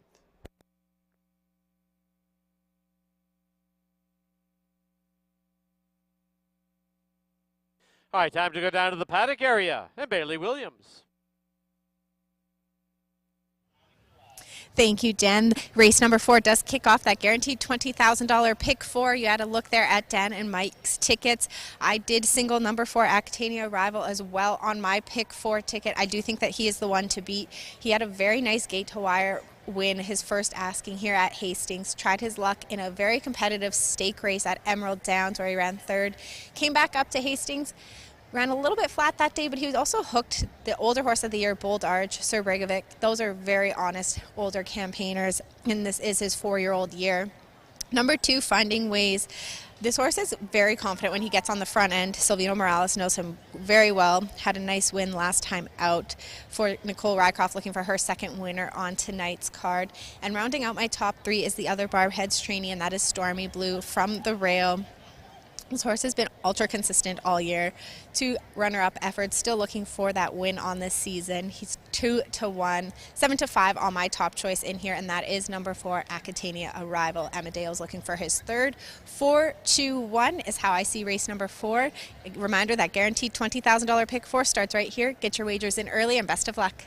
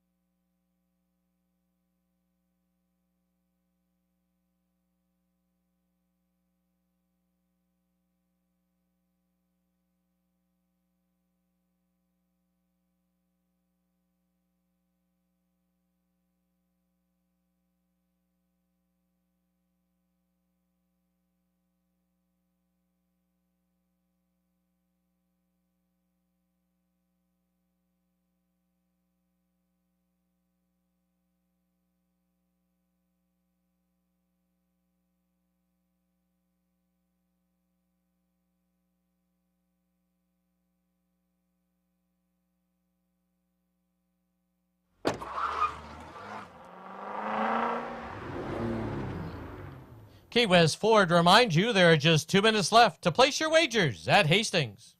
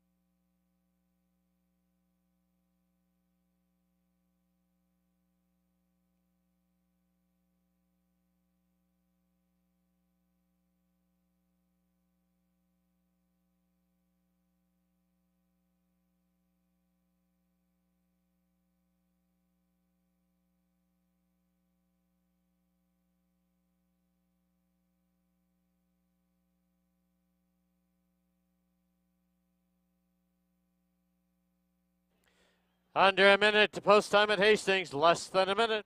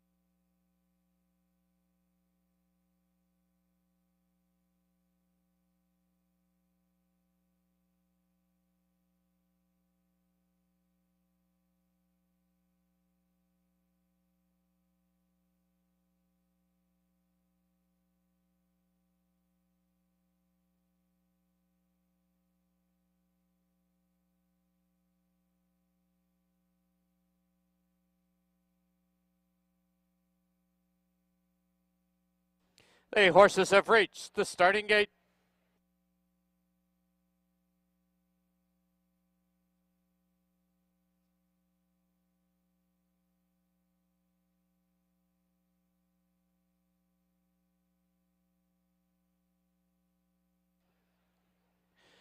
Loading in now for the fourth at Hastings. This race does kick off.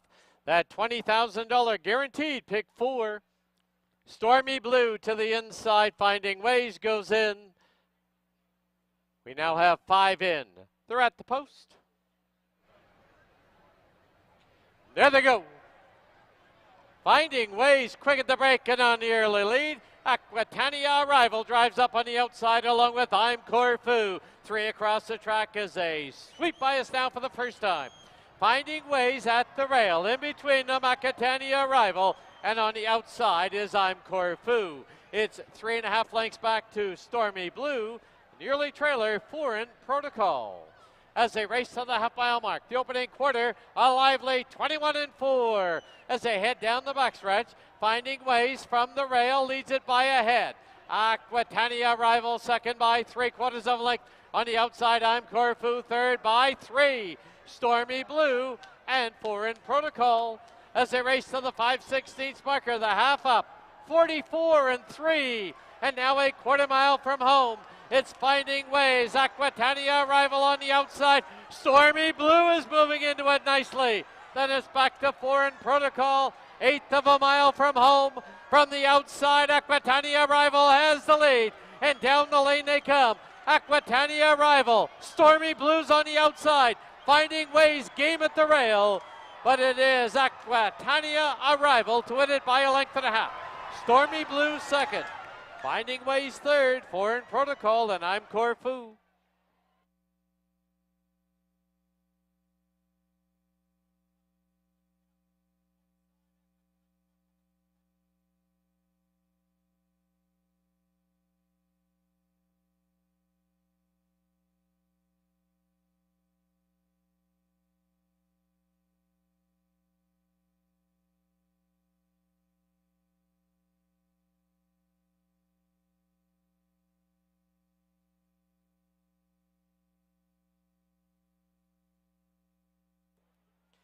On the board, the unofficial winner, number 4, Aquitania Arrival. Number 1, Stormy Blue second. 2, Finding Ways third. And 3, Foreign Protocol was fourth. 4-1, 2-3, unofficial.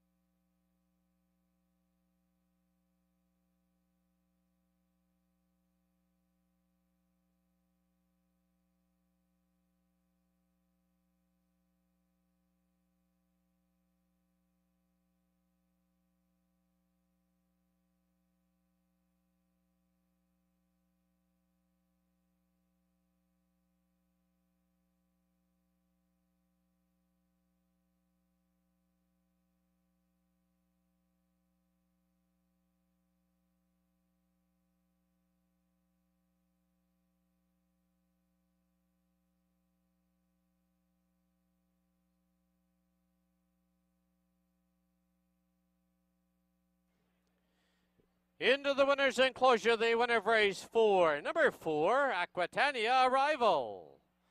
He's owned by Peter Reddick-Up BC Limited, trained by Barb Heads. The winning rider for his third winning ride, Amadeo Perez.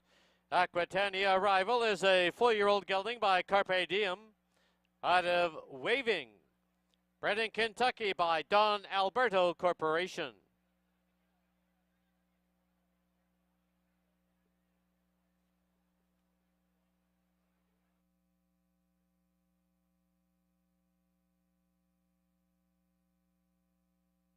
Tonight's 4th race, the Happy Birthday Kyle McCartney Purse.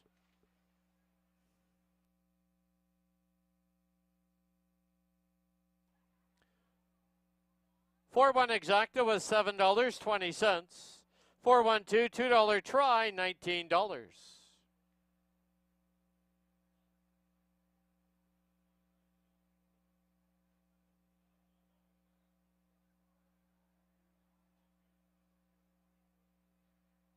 Final running time for the 6 1/2 furlongs, 1:16 and 4/100.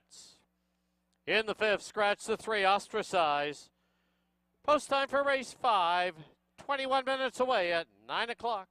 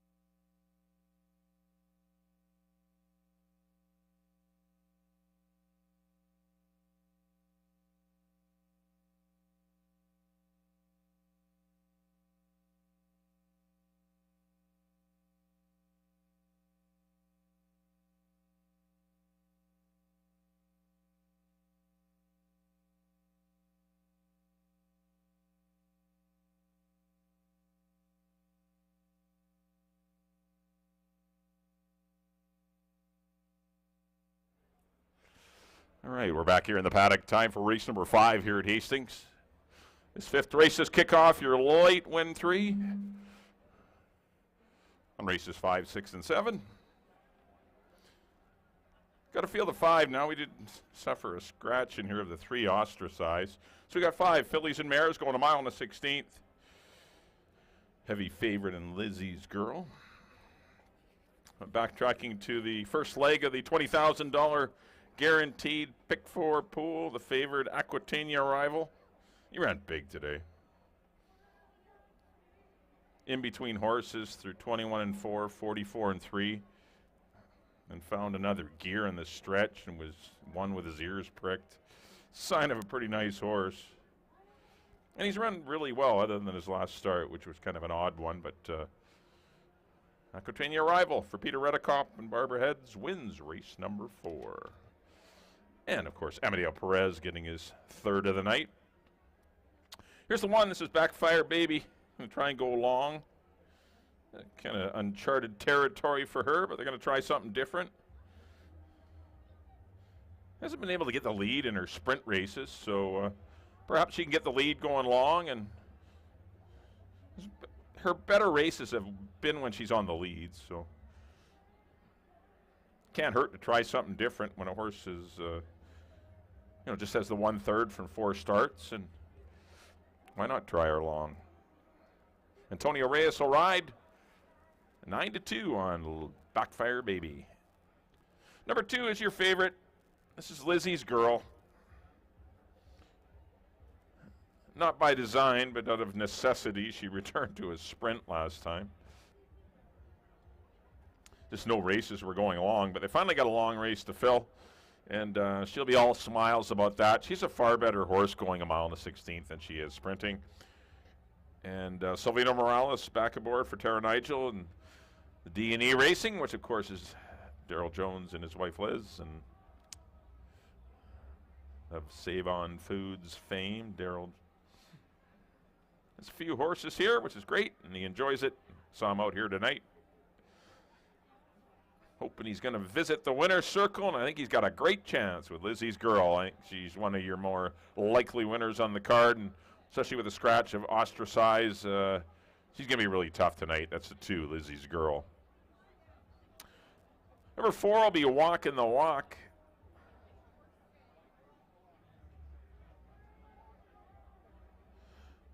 She returned to a sprint she was at a sprint last time. She liked to stretch out to a mile on the 16th. No pace on in her most recent race, and her stablemate Another Sunny Day won the money.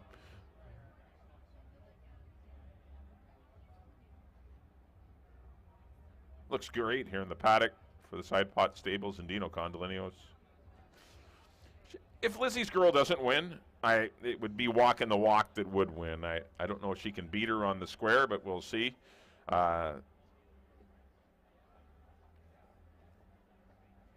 Karen Kellogg will ride Walking the Walk.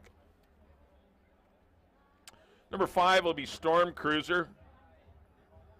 Well beaten in all 3 of her starts this year, but going to go a mile on the 16th, which is where she's had not a lot of success, but where she's been a little more proficient when she was running well. Leary Seacher will be aboard for owner trainer Jean Lavallee. And number 6 will be Back Zone for Fred and Sheldon Kwan. Harold Barabee, you see him. Back Zone's interesting in here. I don't mind this horse. Curry Powell will ride. I'm on the 16th run, 3 starts back when challenging very fast fractions. This horse ran a better than looked race behind Harlan's Angel and Anima and done that. There isn't a lot of speed in here. Back Zone could get the lead.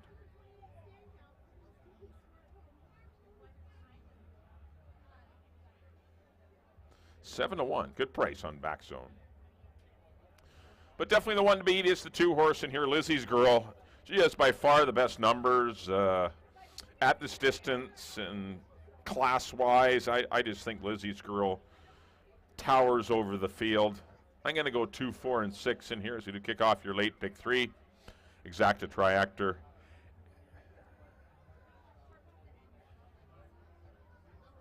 You see Hall of Famer Harold Barabee giving Curry Powell leg up on back zone. We're set for post parade here for race number 5.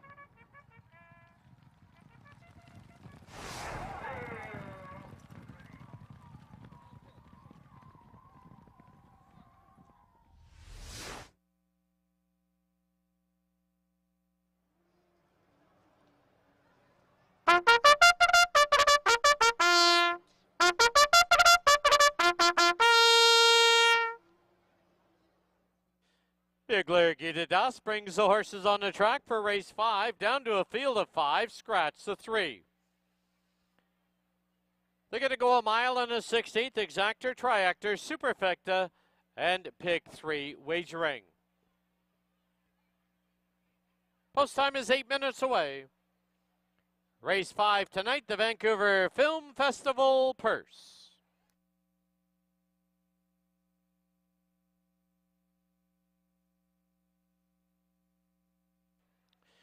Here's your field number 1, Backfire Baby, owned by the Willow Creek Farms, the riders Antonio Reyes.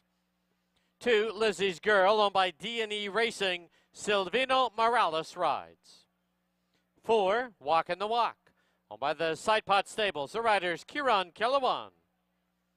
5, Storm Cruiser, owned by Jean Lavallee, the rider Leary Cicheron. And number 6, Back Zone, owned by Fred Kwan and Sheldon Kwan. Curry Powell takes the call. 7 minutes to post time.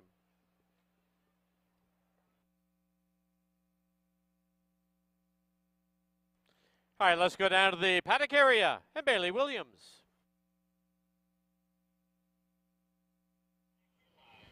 Thank you, Dan. We are just 7 minutes away from race number 5 here. Currently even money on my top choice in here, and that's Lizzie's Girl.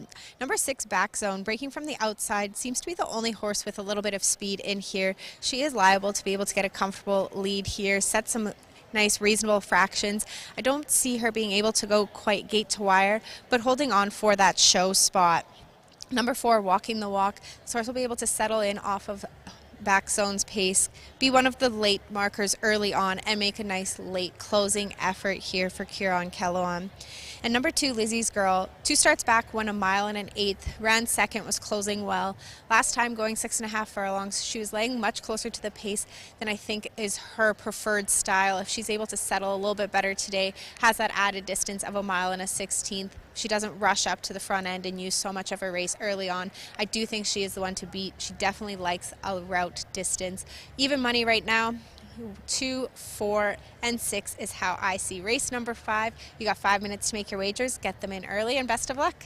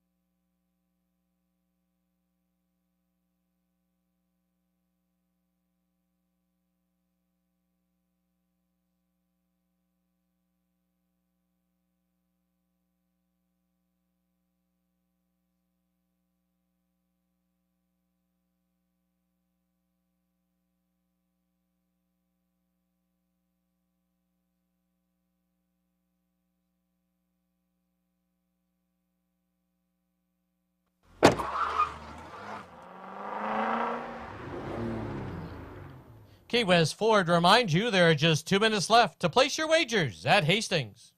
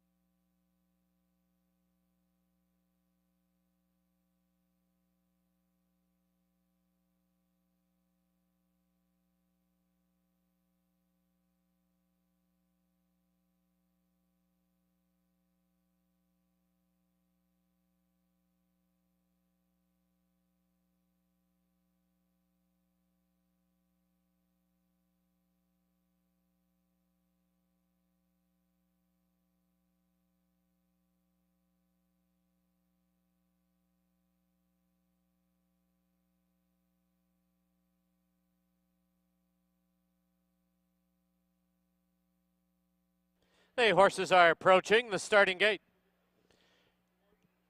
Just a reminder to our on-track guests that the annual fair does kick off tomorrow. There are only 2 live days during the annual fair. That's Monday, August 21st and Monday, August 28th. The annual fair is closed those 2 days. It's free parking and, as always, free admission.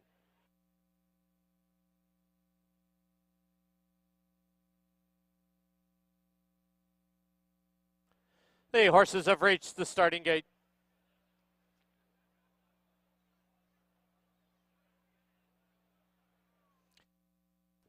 Loading in now for the 5th at Hastings. This is the Vancouver Film Festival purse. Lizzie's Girl, the first one up.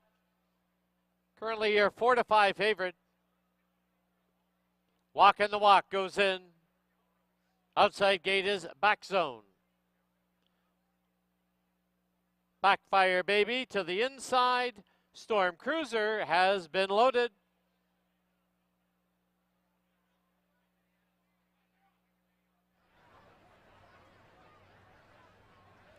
Backfire Baby up and in. 5 in. They're at the post.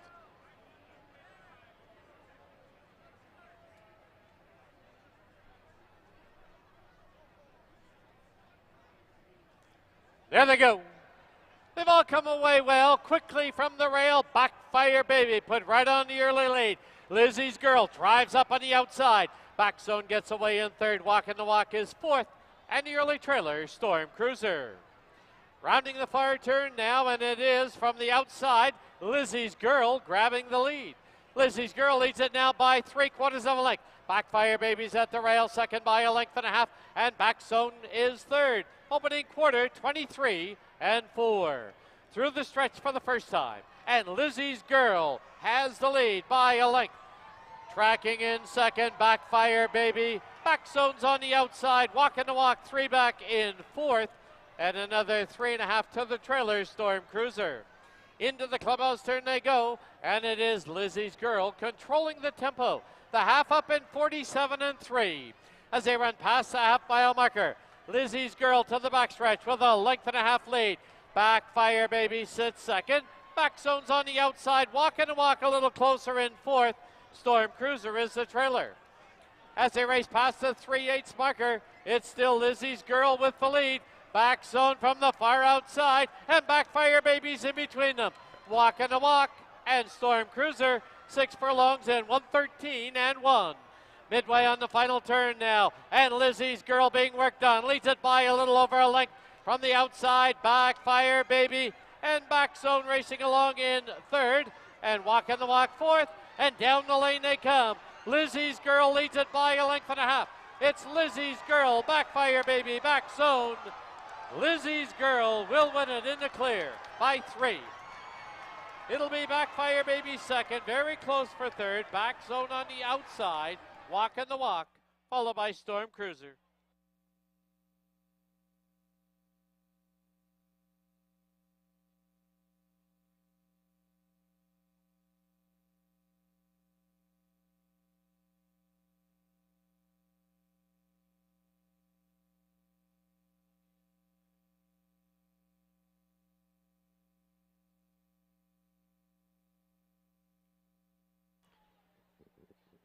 On the board, the unofficial winner, number 2, Lizzie's Girl. Number 1, Backfire Baby second. There is a photo for third. Hold all tickets, 2-1, and a photo.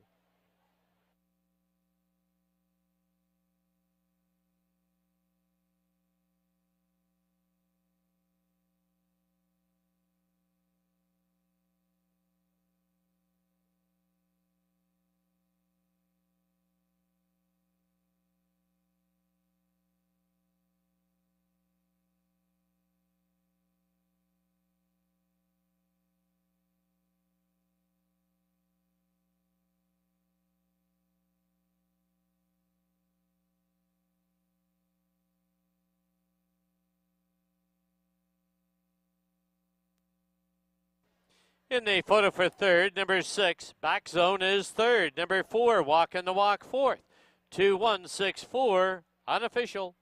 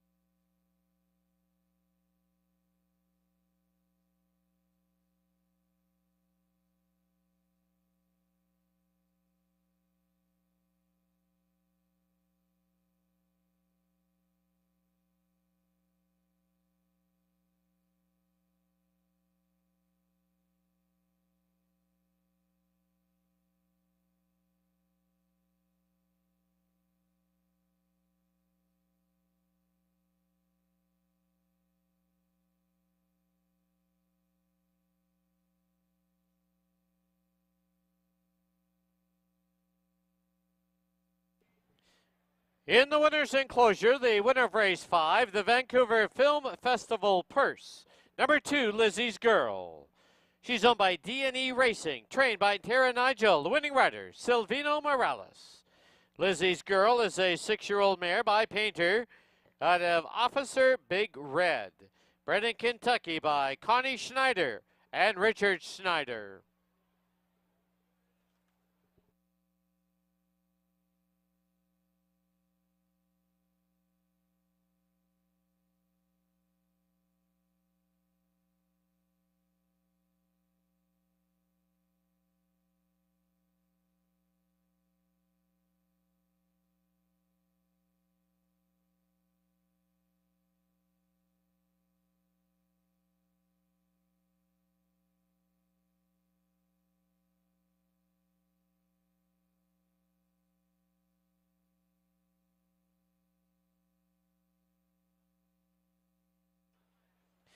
The result is official.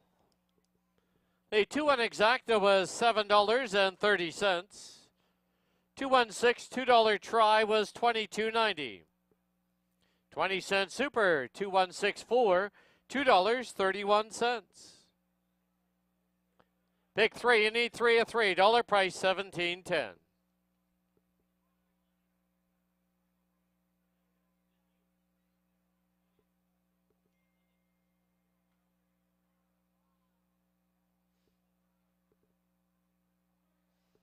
Final running time for the mile and a 16th, 1:45 and 97/100ths. In the 6th race, there are no changes. Post time for the 6th, 20 minutes away at 9:30.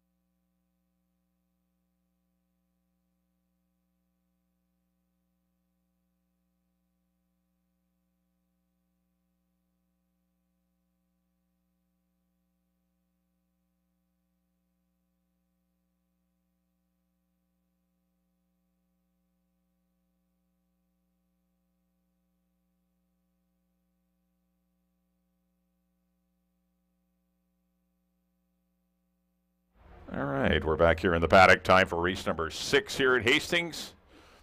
Got a big bulky field of 9.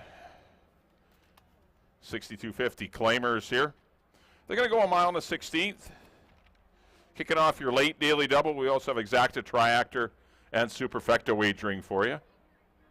A good race we've assembled here. That's a good one. Back in race number 5, congratulations to Daryl and Liz. D&E Racing, as Lizzie's girl made no mistakes today.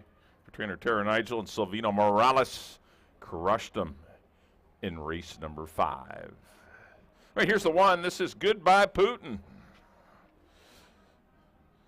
Started his season here at Hastings with a victory, going 6 furlongs.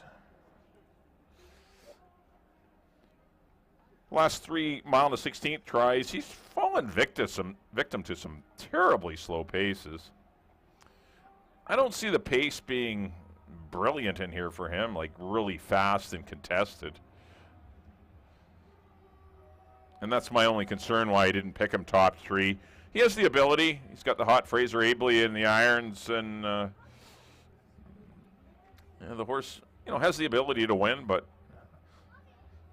I'm just worried he may get stuck down on the inside behind horses, but we'll see how it all plays out. Currently 7-1 on Goodbye Putin. 2 will be Wise Market. Going to go long for the first time in quite a while. Not too sure why he hasn't routed in the past, but you got to go back to the 2021 season to get a mile and a 16th race out of Wise Market. He'll be close to the pace. I wouldn't think this guy would be very far out of it. Got the right rider in the tack, Amadeo Perez, looking for his 4th winner.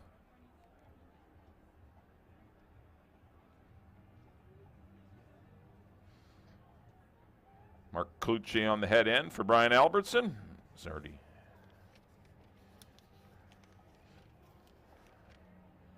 Brian's already had a nice win with Indiana in race number 3. Looking for another one.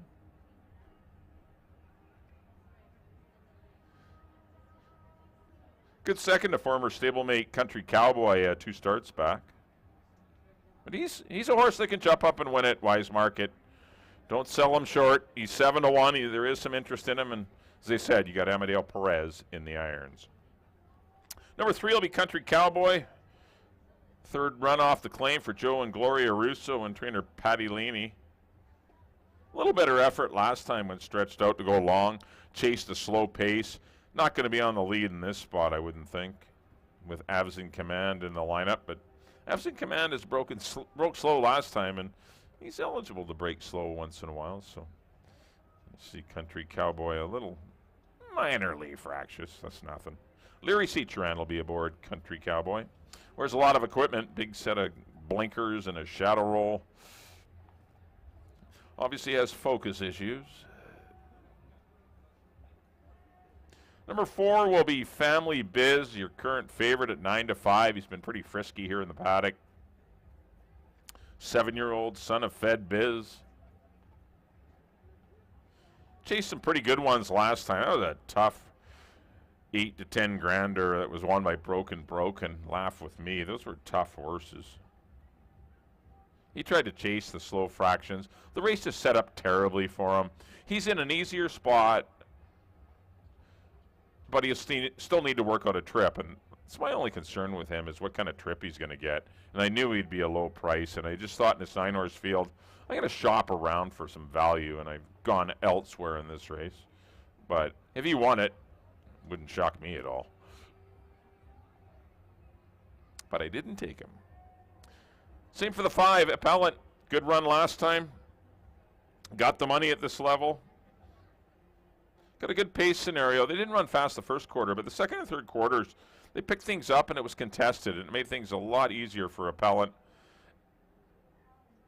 And it was only a 5-horse field, so he got a dream run. Got 9 horses to negotiate here. You got to pass 8 of them if you're going to be hanging last. And that makes things far more difficult for these closers. 12-1 on Appellant.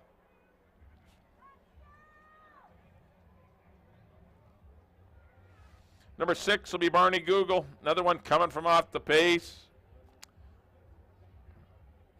Antonio Reyes will be aboard. Distant third behind Make It or Break It in Gorky Park. That was a dawdling pace that day. He had no shot. Had his 3-race winning streak snap. He's been in top form this year for Robbie Hansen. He's had a couple horses in top form. Racing River and Barney Google rallied him to 6 victories this year. 9-2 on Barney. 7 will be Avs in Command. I like him tonight. He's 20-1. He shouldn't be 20-1. He's getting the lead. When he gets the lead, he's tough to catch. He broke bad last time. Throw the race out. He lost interest quickly. The last time he was teamed up with Chris Mamdine, look what he did. A big 6-length win and 145 and change. Shouldn't be 15-1. He's live in this spot. 7, Avs in Command. My top pick will be the 8, Just Make Believe. He had a rough go last time. He's been running against some tough horses this year.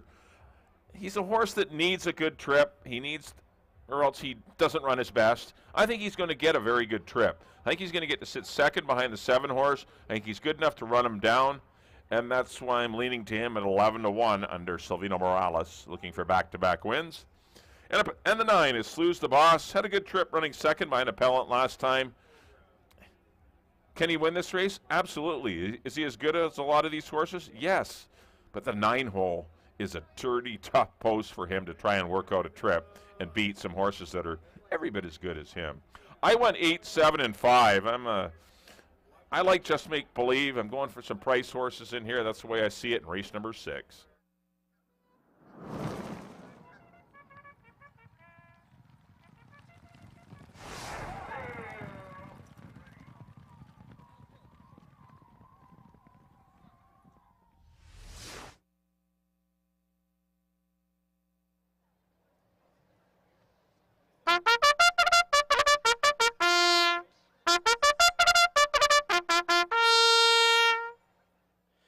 The horses on the track at Hastings, race number 6, field of 9 to go a mile and a 16th.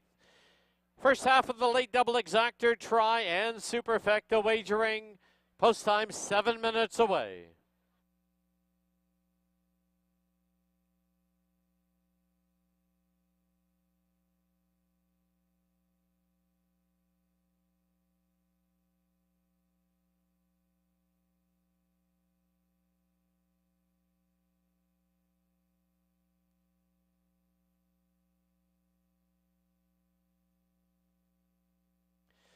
On parade, number 1, Goodbye Putin, owned by J.J. Williamson Racing. The rider's apprentice, Fraser Abley. 2, Wise Market, owned by BFA Holdings, the rider Amadeo Perez. 3 is Country Cowboy, owned by Joe Russo and Gloria Russo, with Leary Cicheran up. 4, Family Biz, owned by the Wynn Racing Stables, the rider Kamal Santo. Number 5, Appellant, owned by Helen Jewell, with Kieran Kellewan. 6 is Barney Google, owned by Michelle Roberts Henson, Brad Henson, Randy Henson, Dan Henson, and Trevor Irwin. Antonio Reyes up. 7, Avs in Command, owned by Robin Sheena-Maben, the rider Chris Mamdine. Number 8, Just Make Believe, owned by the Last Call Racing Stable and Kathy Bourne, Silvino Morales up. And the 9, Slew's the Boss, owned by Mel Snow, Doug Corson, and Len Howling. The rider is Brian Budremsing. 6 minutes to post time.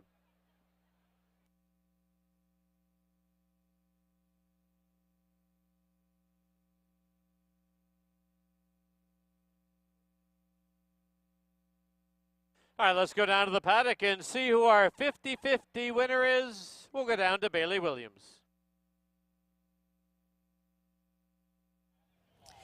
Thank you, Dan. We just have Wise Market in here getting a quick tack adjustment as I'm waiting for the 50-50 here to join me. They're right here on camera here for the Greater Vancouver Food Bank. So if you have a 50-50 ticket, make sure to get them out right now. We're going to give the barrel a good spin. And what does our winner get tonight? What's the total? It's going to be $1,559.50.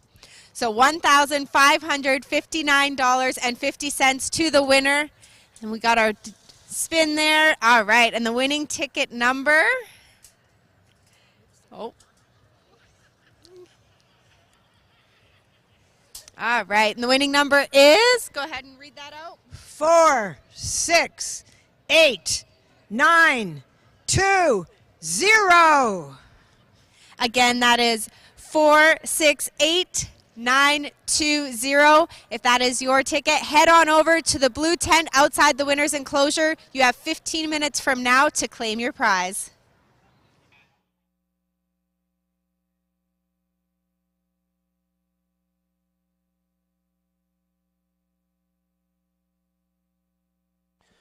Once again, that winning 50-50 number 468920, worth $1,559. If you have that ticket, please report immediately to the blue tent outside the winner's enclosure. You have only 15 minutes.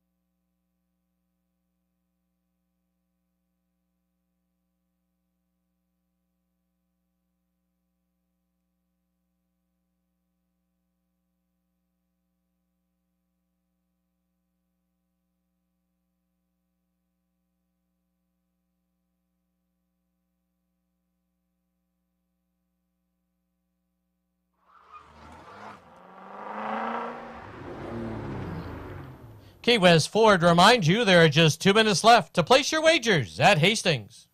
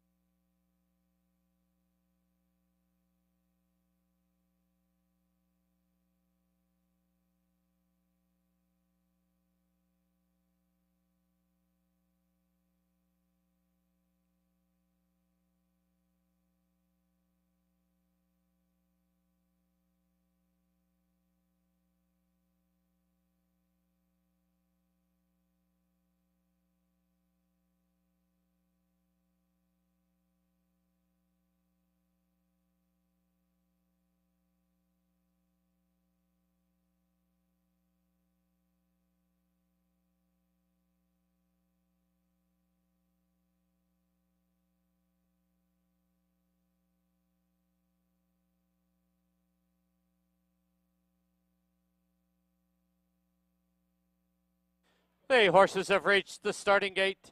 And just a note to our on-track guests that the 50-50 winner has appeared. We do have a winner on our 50-50 ticket.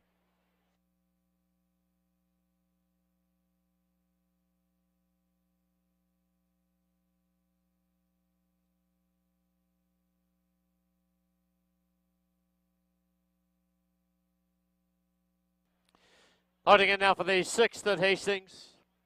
Goodbye Putin to the inside gate. Barney Google goes in. Next one up is Wise Market, followed by Country Cowboy. Avs in command.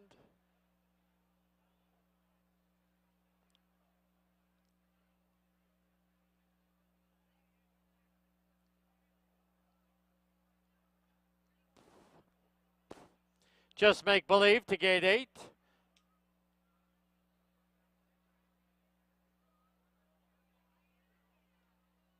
Outside gate, Slews the Boss. Family Biz to gate 4. One left to load. It's Appellant.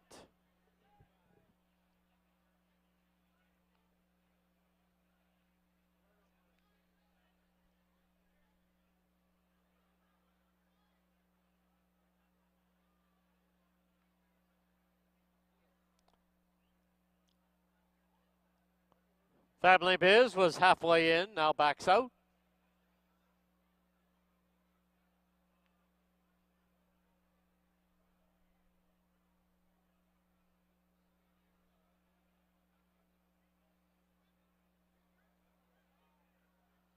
Couldn't quite get the tailgates closed on Family Biz.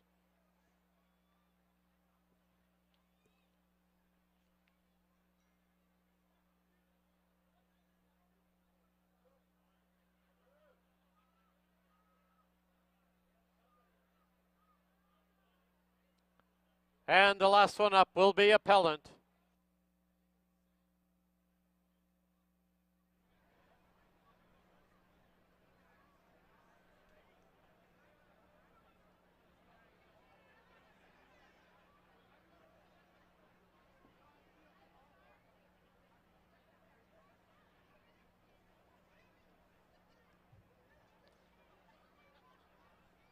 Appellant being a little stubborn.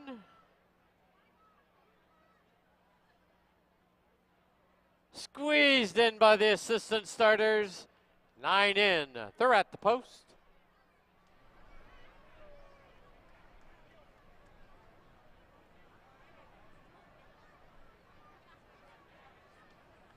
There they go. They've all come away well. Wise Market shooting off for the early lead. There goes Habs in command, driving up on the far outside as they go to the turn. Habs in command with a short lead. It's Country Cowboy getting away in second. Length back, Wise Market in third. Just Make Believe's on the outside in fourth. Family Biz races along in fifth. Appellant is sixth. Goodbye Putin is seventh. On the outside, Slews the Boss. And Barney Google is the early trailer. The opening quarter in 24 flat. Through the stretch for the first time. And it is Avs in command out there with a length and a half lead. Wise Market in second at the rail. Country Cowboy third. Family Biz and Just Make Believe race together. Also paired off now on the inside, Goodbye Putin. Appellant on the outside. Slews the Boss is three further back in eighth. Ninth is Barney Google. He's got about 15 to make up. As they run for the backstretch, the half up in 48 and 1. As they go down the backstretch, Avs in command. Pressure at the rail from Country Cowboy. Wise Market on the outside. Just Make Believe and Family Biz. Goodbye Putin closing up at the rail. Appellant, Slews the Boss, and Barney Google. They've reached the far turn. 6 furlongs and 113 and 1. And it's still Avs in command with the lead. At the rail, Country Cowboy. Goodbye Putin's worked his way into third. Wise Market and Family Biz. Off the turn into the stretch. And down the lane they come. Here comes Goodbye Putin skimming the rail. Avs in command on the outside. Goodbye Putin, Avs in command. Goodbye Putin to win it. Avs in command second. Family Biz third. And Appellant fourth.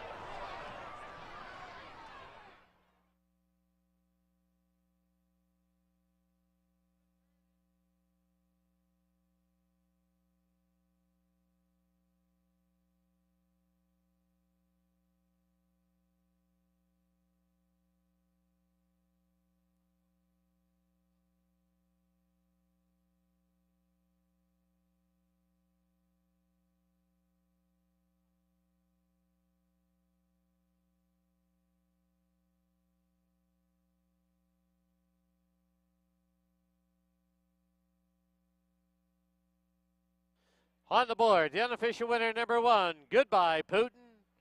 Number 7, Evs in Command, second. Number 4, Family Biz, third. And number 5, Appellant, was fourth.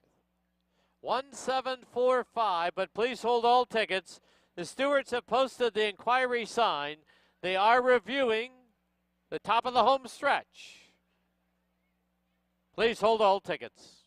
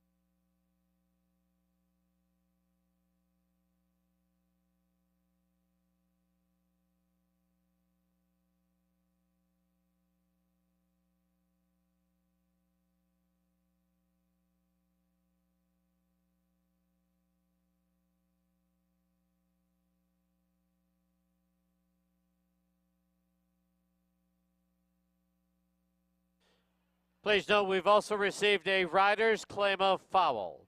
The rider aboard number 3, Leary Cicherin on Country Cowboy, has lodged a claim of foul against the unofficial winner, number 1, Goodbye Putin, for alleged interference at the top of the stretch.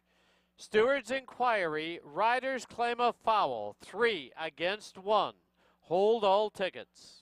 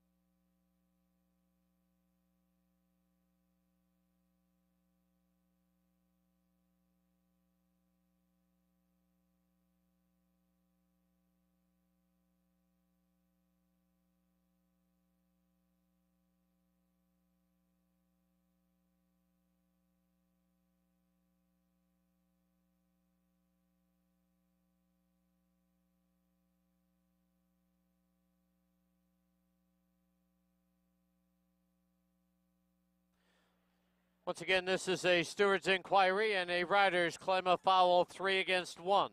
Hold all tickets.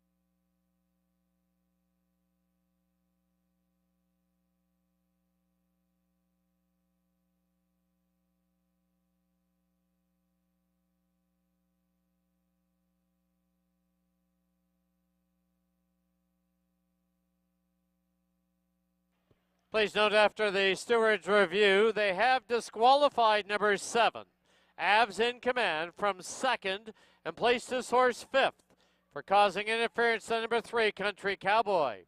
On the board, the unofficial winner, number 1, Goodbye Putin. Second now, number 4, Family Biz. Third will be number 5, Appellant. Fourth would be number 3, Country Cowboy. Revised order of finish, 1, 4, 5, and 3.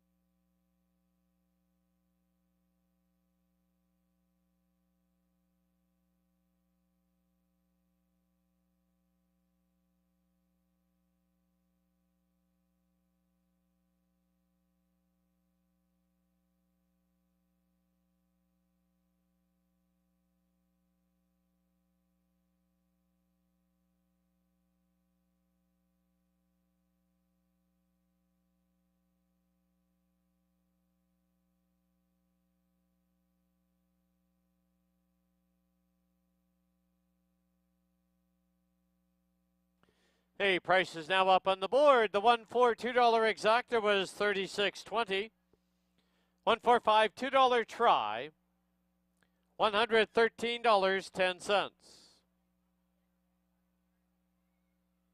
20-cent super, 1-4-5-3 $72.80.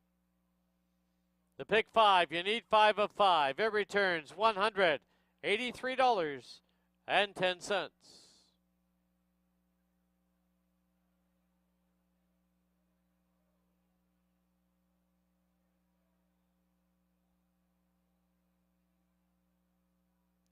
Correction on that $2 triactor price, it was $153.10. Final running time 1:45 and 32 100ths. No changes in the 7th and final event. 18 minutes to post time at 10:10.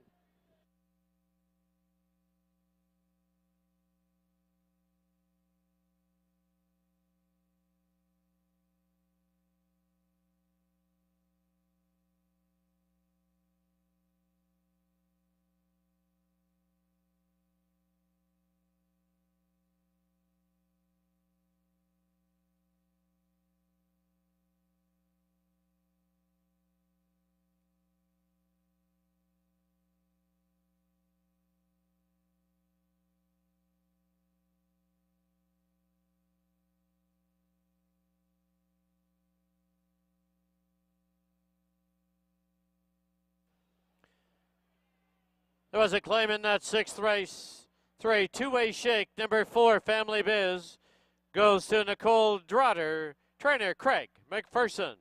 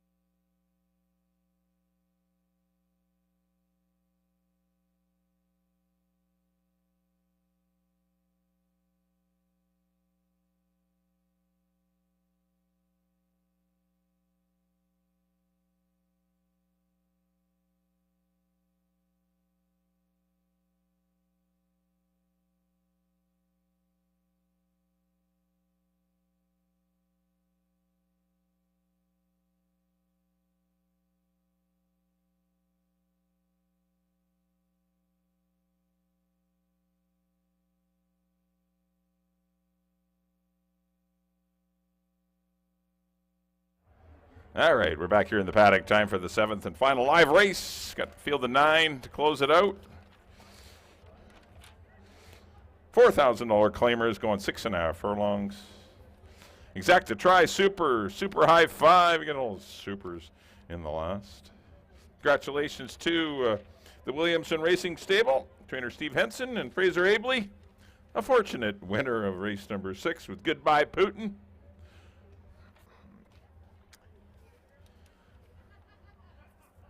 Number 1 will be Ring of Kerry. Just missed to Kalamazoo last time. Certainly ran a winning race, did Ring of Kerry. Antonio Reyes back aboard. Definitely one of the horses to beat. I've got him in for 3rd. See him winning. There's just so many chances in this race. It's hard to pinpoint one. But Ring of Kerry I got for 3rd.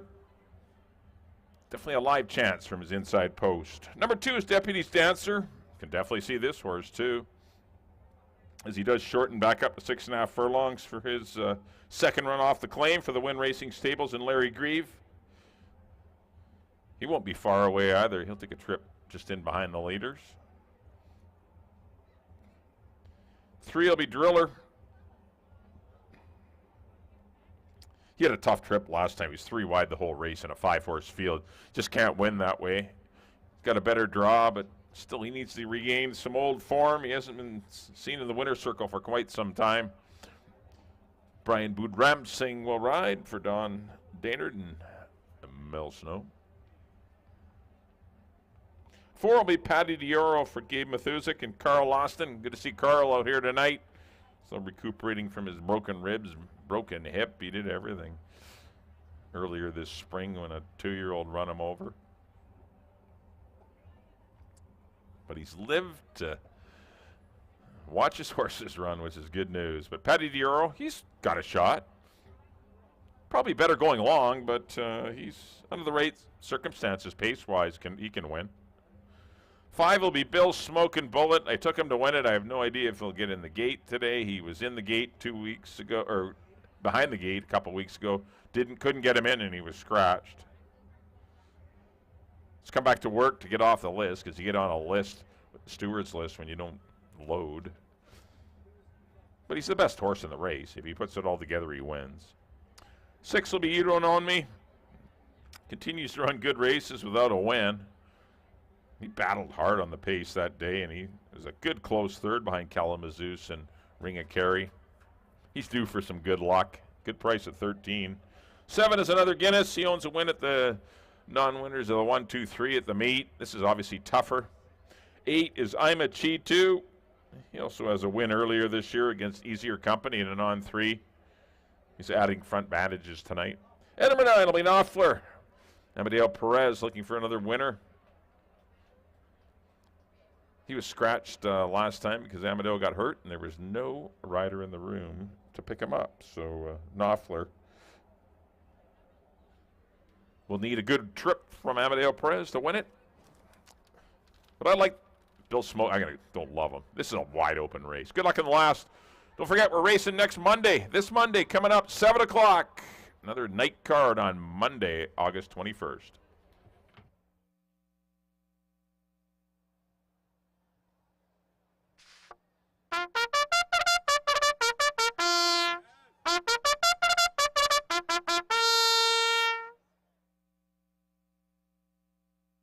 And for the final time this evening, Bugler Guy Das brings the horses on the track for race number 7. It's a field of 9 to go 6 1/2 furlongs. Exactor, Triactor, Superfecta, and Super High 5 wagering. Post time in 7 minutes. Here's the field. Number 1, Ring of Kerry, owned by the Sasquatch Stables. Antonio Reyes aboard. 2, Deputy's Dancer, owned by Win Racing Stables. Kamal Santo riding. 3 is Driller, owned by Don Daynard and Mel Snow. Brian Boudramsing up. Number 4, Paddy Dioro, owned by Gabriel Mathusic. Silvino Morales aboard. Excused from post parade 5, Bill Smokin' Bullet, owned by D&E Racing with Kieran Kellawan. 6, You Don't Own Me, owned by the Menaloo Stables and Dave Milburn. Leary Cicheran rides. 7, Another Guinness, owned by Maureen Byrne. Curry Powell up. 8, I'm a Chi 2, owned by Jordan Froelich and Dino Condolinius. Apprentice Fraser Abley in the saddle. And number 9 is Knopfler, owned by Stuart Spencer. Amadeo Perez aboard. 6 minutes to post time.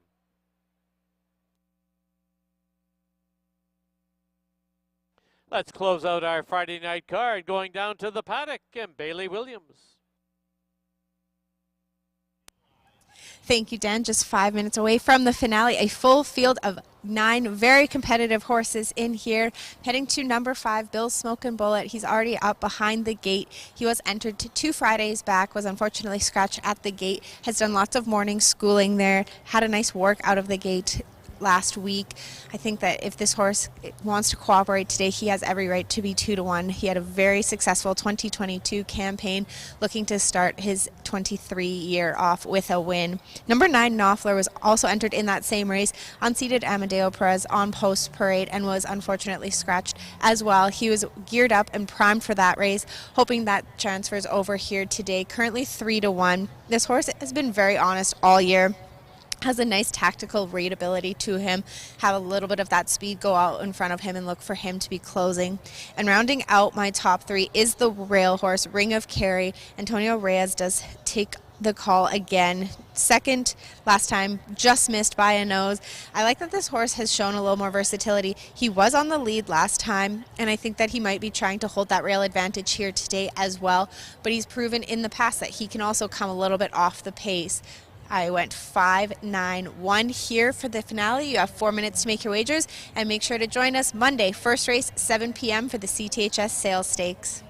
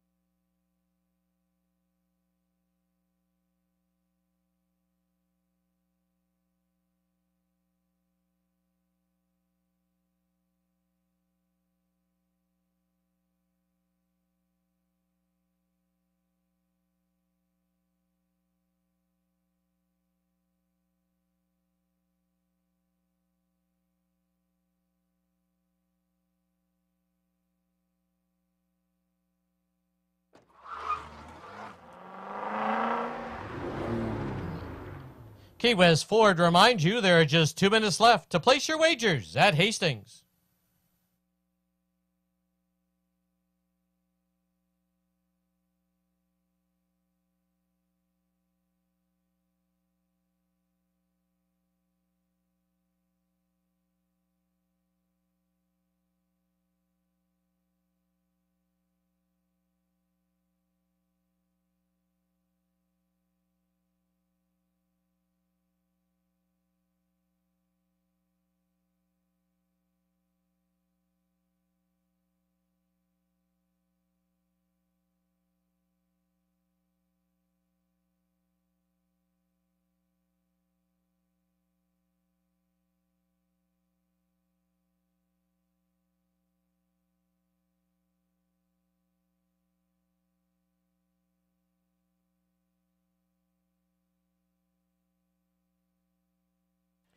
Under a minute to post time at Hastings, less than a minute.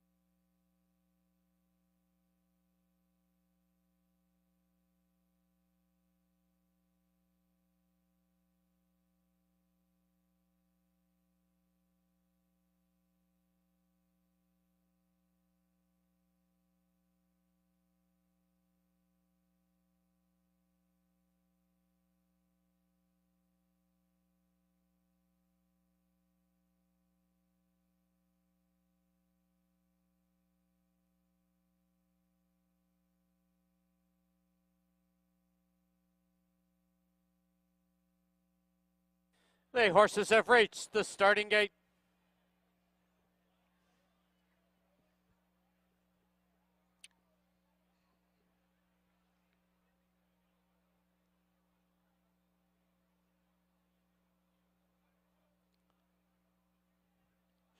First one up will be Bill's Smokin' Bullet. Please note this horse does race in blinkers. The blinkers will be removed for loading purposes only. Will be put back on inside the gate.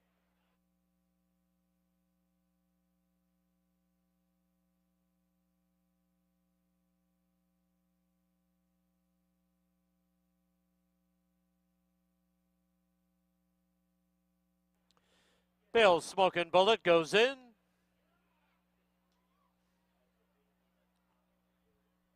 Ring of Kerry to the inside gate.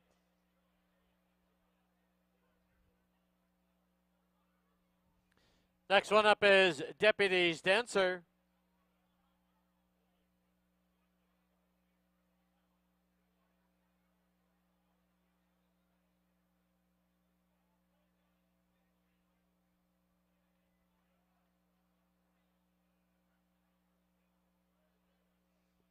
Gate 6 belongs to You Don't Own Me. Another Guinness.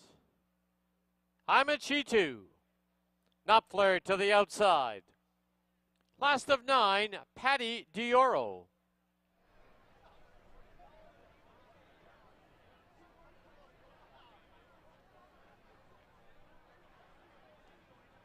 Nine in, they're at the post.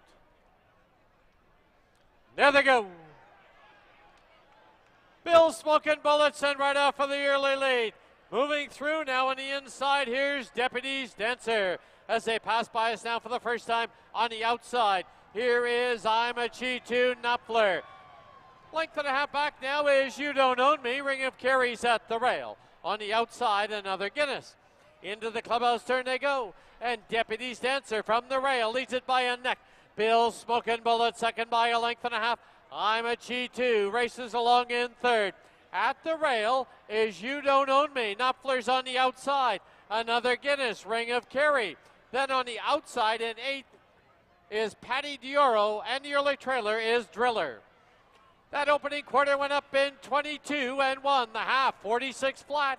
Quarter mile from home and 3 across the track. Wide on the track, there goes Knopfler. In between them now, You Don't Own Me. At the rail is Deputy's Dancer. Also Bill's Smoking Bullet right there. Ring of Kerry trying to drive it up deep on the track. Down the lane they come. It is Knopfler with a short lead. You Don't Own Me on his inside. Ring of Kerry now takes third. Deep stretch. You Don't Own Me. Knopfler. They hit the wire right together. Ring of Kerry will be third. It'll be I'm a Chi2 fourth, and fifth, I believe, is Bill's Smoking Bullet.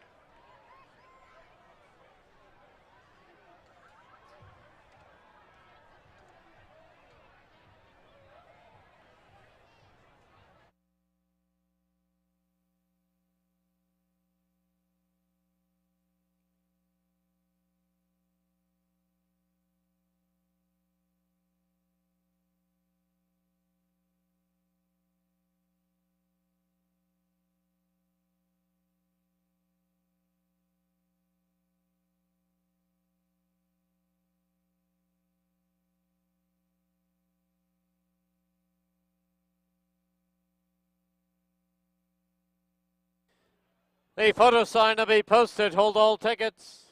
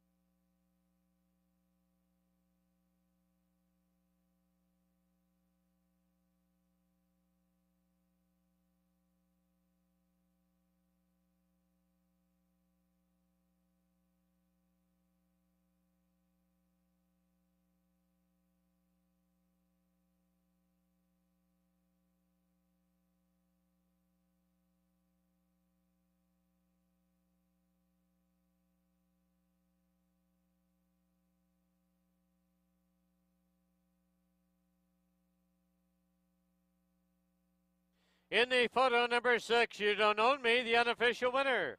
Number 9, Knopfler is second. Number 1, Ring of Kerry third. Number 8, I'm a Chi2 fourth. Number 5, Bill's Smoking Bullet completes the Super High Five. The inquiry sign has been posted.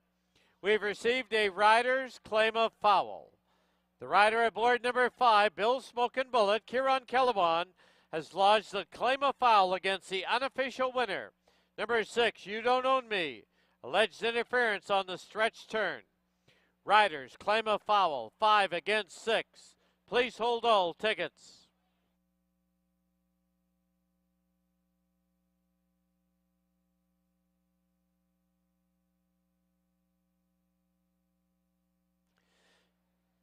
Pending review in the winner's enclosure, unofficial winner, 6, You Don't Own Me, by the Minnaloo Stables and Dave Milburn. Dave Milburn trains, assisted by Lisa Bolson. Rider is Leary Cicheran. You Don't Own Me, a 7-year-old gelding by Lucky Pulpit out of Include the Grand. Bred in California by Dave Milburn and the Minnaloo Stables. Once again, this is subject to review. A rider's claim of foul. It's 5 against 6.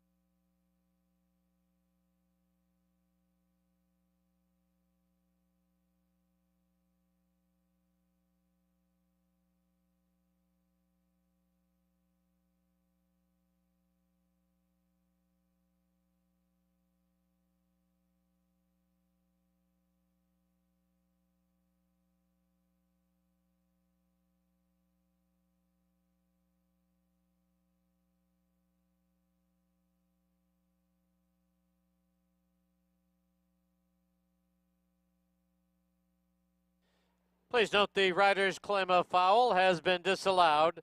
It's 6, 9, 1, 8, and 5.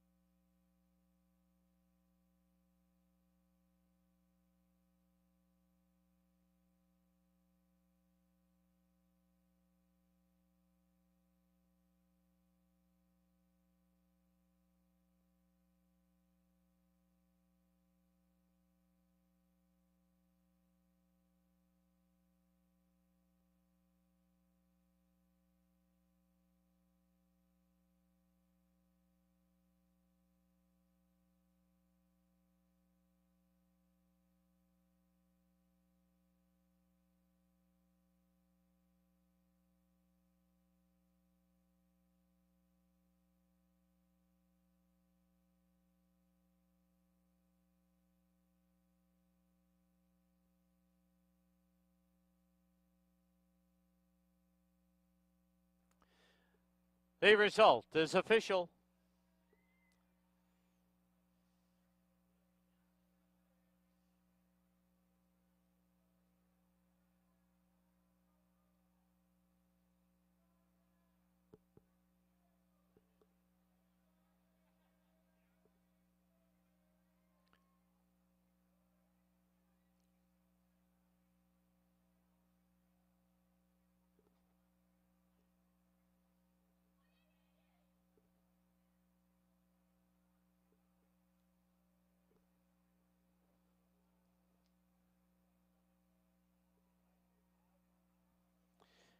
The $2 exacta returned $173 even, $2 try, $625.80.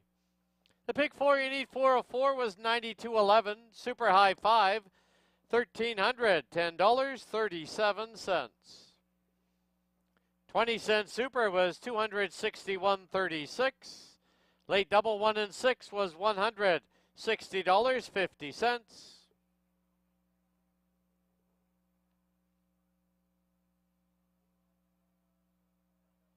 And the pick 3, you need 3 of $3, price, $364.85. Final running time, 1:18 and 14/100ths. There was a claim in that 7th race. Number 2, Deputies Dancer, goes to Joe Russo and Gloria Russo. Trainer, Patty Laney. That'll wrap up our Friday night card, our final Friday night for the 2023 season. Don't forget, live racing continues here on Monday evening. First race is 7 p.m. The annual fair is dark. Free parking and, as usual, free admission. That's next live card here is Monday night. First race, 7 p.m. Thank you for watching and wagering on Hastings Racecourse. Drive safely. And don't forget, the final match of tonight's card is underway at the west end of the grandstand. Drive safely. See you soon. Good night.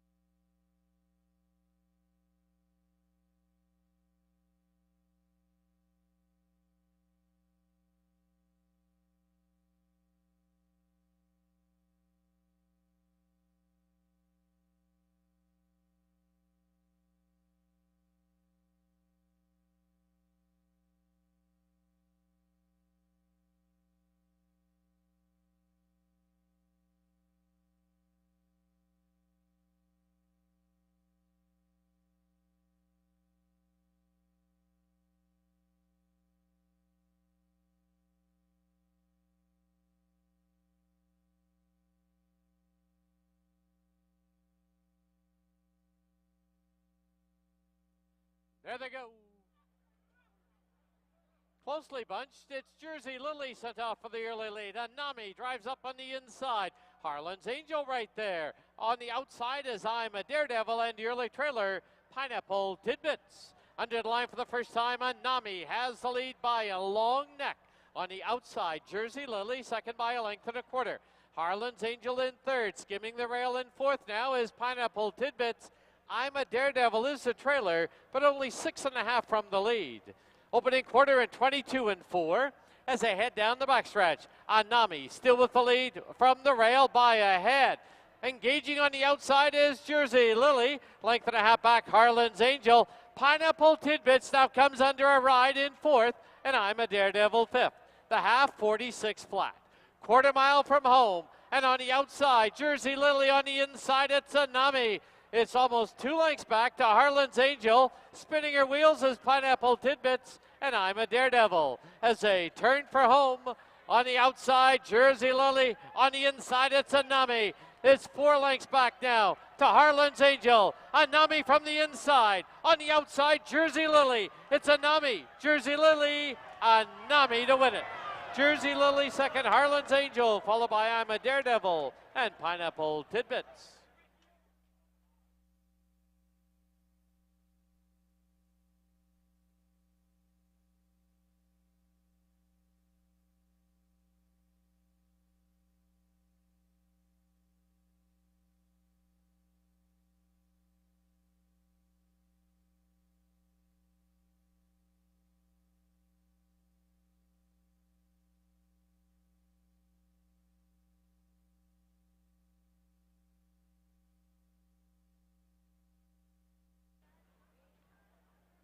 There they go. Silk Stilettos from the rail, quick at the break and right on the early lead. Anima gets away in second. Artistic Jeweler under a long hold in third. Texas Humor's on the outside and Kay's Kitchen in between them. As they hit the turn, Silk Stilettos flies away, opens up now by 4. At the rail, it's Artistic Jeweler. Anima's on the outside, followed by Texas Humor and Kay's Kitchen. Opening quarter, 23-4. Through the stretch for the first time, it's Silk Stilettos with the lead of a length and a half. Artistic Jeweler sitting in second. Anima's on her outside in third. Paired off at the back, Kay's Kitchen at the rail. Texas Humor on the outside. Loose lead, though, for Silk Stilettos as she goes through the half in 47-2. Silk Stilettos past the half-mile marker, leads it by a length and a half. Artistic Jeweler tracks in second. 2.5 lengths back, Anima at the rail, Kay's Kitchen and Texas Humor. 3 furlongs to run, and Silk Stilettos now being confronted by Artistic Jeweler. They've opened up 3.5 on Texas Humor. Anima's in between runners, and Kay's Kitchen at the rail. 6 furlongs in, 111-4. Midway on the final turn, 3/16 from home, and Silk Stilettos, Artistic Jeweler right there on the outside. It's about 7 back to Texas Humor as they turn for home. Artistic Jeweler on the outside now pops ahead in front. Silk Stilettos, game at the rail. 7 back, Texas Humor on the inside. Silk Stilettos on the outside. Artistic Jeweler at the wire will be Silk Stilettos. I believe beats Artistic Jeweler. Texas Humor. Then we have Kay's Kitchen and Anima.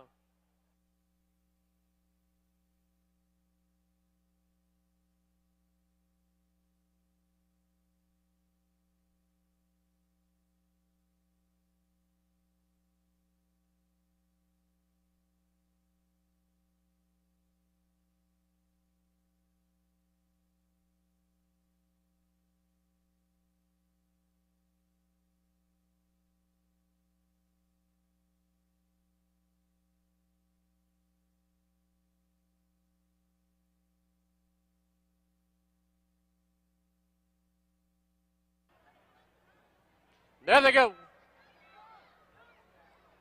From the outside, Love Above and Beyond. From the rail, it's Indiana. Now moving through is Back Shack.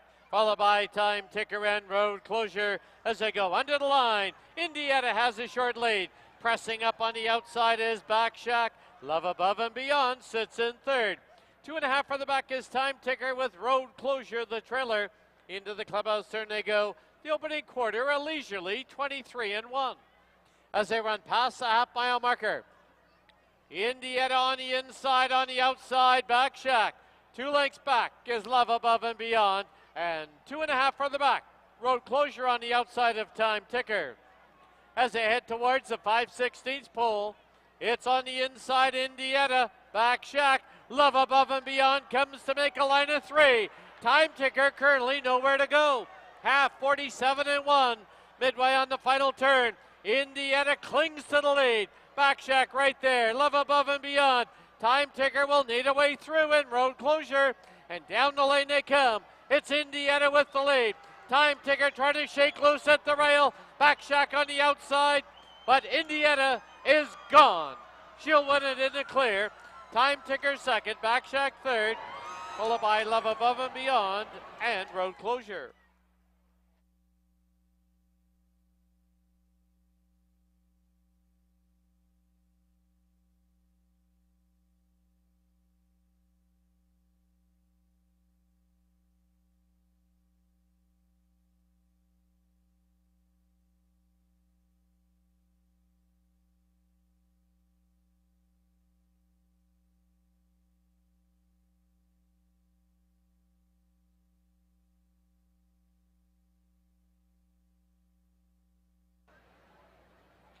There they go. Finding ways quick at the break and on the early lead. Aquitania Arrival drives up on the outside along with I'm Corfu. 3 across the track as they sweep by us now for the first time. Finding ways at the rail. In between them, Aquitania Arrival. And on the outside is I'm Corfu. It's 3.5 lengths back to Stormy Blue. The early trailer, Foreign Protocol. As they race to the half-mile mark. The opening quarter, a lively 21-4. As they head down the backstretch, Finding Ways from the rail leads it by a head. Aquitania Arrival second by 3/4 of a length. On the outside, I'm Corfu third by 3. Stormy Blue and Foreign Protocol. As they race to the 5/16 marker, the half up, 44-3. And now a quarter mile from home. It's Finding Ways. Aquitania Arrival on the outside. Stormy Blue is moving into it nicely. Then it's back to Foreign Protocol. 1/8 of a mile from home. From the outside, Aquitania Arrival has the lead. And down the lane they come. Aquitania Arrival. Stormy Blue's on the outside. Finding Ways game at the rail. But it is Aquitania Arrival to win it by a length and a half. Stormy Blue second. Finding Ways third, Foreign Protocol, and I'm Corfu.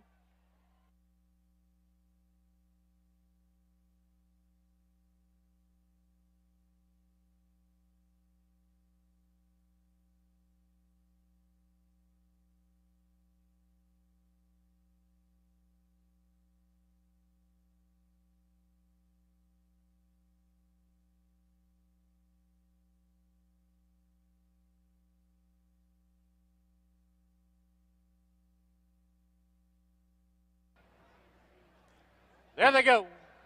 They've all come away well. Quickly from the rail. Backfire Baby put right on the early lead. Lizzie's Girl drives up on the outside. Back Zone gets away in third. Walking the Walk is fourth. And the early trailer, Storm Cruiser. Rounding the far turn now, and it is from the outside. Lizzie's Girl grabbing the lead. Lizzie's Girl leads it now by 3/4 of a length. Backfire Baby's at the rail, second by a length and a half. And Back Zone is third. Opening quarter, 23-4. Through the stretch for the first time. And Lizzie's Girl has the lead by a length. Tracking in second, Backfire Baby. Back Zone's on the outside. Walking the Walk, 3 back in fourth. And another 3.5 to the trailer, Storm Cruiser. Into the clubhouse turn they go. And it is Lizzie's Girl controlling the tempo. The half up in 47-3. As they run past the half-mile marker. Lizzie's Girl to the backstretch with a length and a half lead. Backfire Baby sits second. Back Zone's on the outside. Walking the Walk a little closer in fourth. Storm Cruiser is the trailer. As they race past the 3/8 marker, it's still Lizzie's Girl with the lead. Back Zone from the far outside. And Backfire Baby's in between them. Walking the Walk and Storm Cruiser. 6 furlongs and 113-1. Midway on the final turn now, and Lizzie's Girl being worked on. Leads it by a little over a length from the outside. Backfire Baby and Back Zone racing along in third, and Walking the Walk fourth, and down the lane they come. Lizzie's Girl leads it by a length and a half. It's Lizzie's Girl, Backfire Baby, Back Zone. Lizzie's Girl will win it in the clear by 3. It'll be Backfire Baby second, very close for third. Back Zone on the outside, Walking the Walk, followed by Storm Cruiser.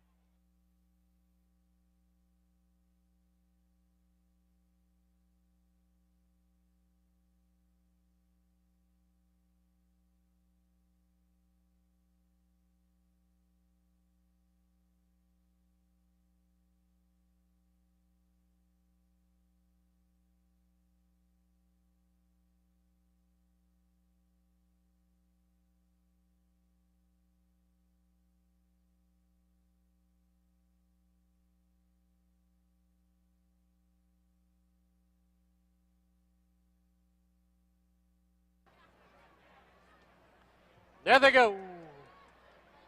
They've all come away well. Wise Market shooting off for the early lead. There goes Habs in command, driving up on the far outside as they go to the turn. Habs in command with a short lead. It's Country Cowboy getting away in second. Length back, Wise Market in third. Just Make Believe's on the outside in fourth. Family Biz races along in fifth. The Pelland is sixth. Goodbye Putin is seventh. On the outside, Slew's the Boss. And Barney Google is the early trailer. The opening quarter in 24 flat. Through the stretch for the first time. And it is Habs in command out there with a length and a half lead. Wise Market in second at the rail. Country Cowboy third. Family Biz and Just Make Believe race together. Also paired off now on the inside, Goodbye Putin. Appellant on the outside. Slew's the Boss is 3 for the back in 8th. 9th is Barney Google. He's got about 15 to make up. As they run for the backstretch, the half up in 48-1. As they go down the backstretch, Avs in command. Pressure at the rail from Country Cowboy. Wise Market on the outside. Just Make Believe and Family Biz. Goodbye Putin closing up at the rail. Appellant, Slew's the Boss, and Barney Google. They've reached the far turn, 6 furlongs and 113-1. And it's still Avs in command with the lead. At the rail, Country Cowboy. Goodbye Putin's worked his way into third. Wise Market and Family Biz. Off the turn into the stretch. And down the lane they come. Here comes Goodbye Putin skimming the rail. Avs in command on the outside. Goodbye Putin, Avs in command. Goodbye Putin to win it. Avs in command second. Family Biz third. And Appellant fourth.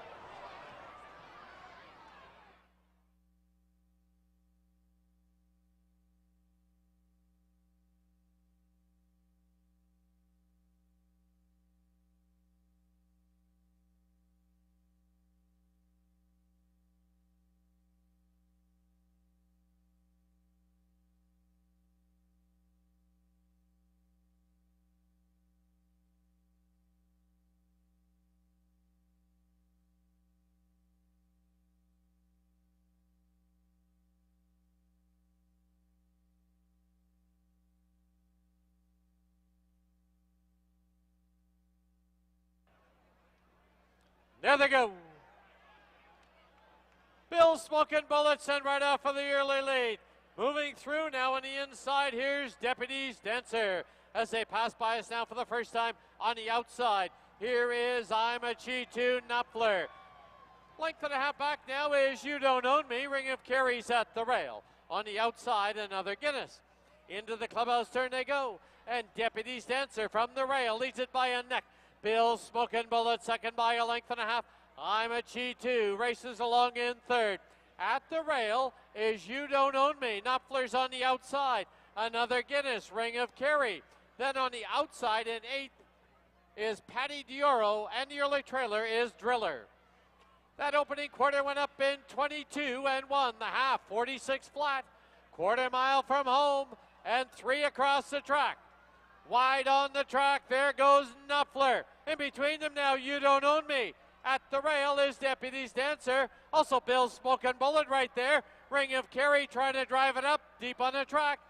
Down the lane they come. It is Knopfler with a short lead. You Don't Own Me on his inside. Ring of Kerry now takes third. Deep stretch. You Don't Own Me. Knopfler. They hit the wire right together. Ring of Kerry will be third. It'll be Ima Chitu fourth, and fifth, I believe, is Bill's Smokin' Bullet.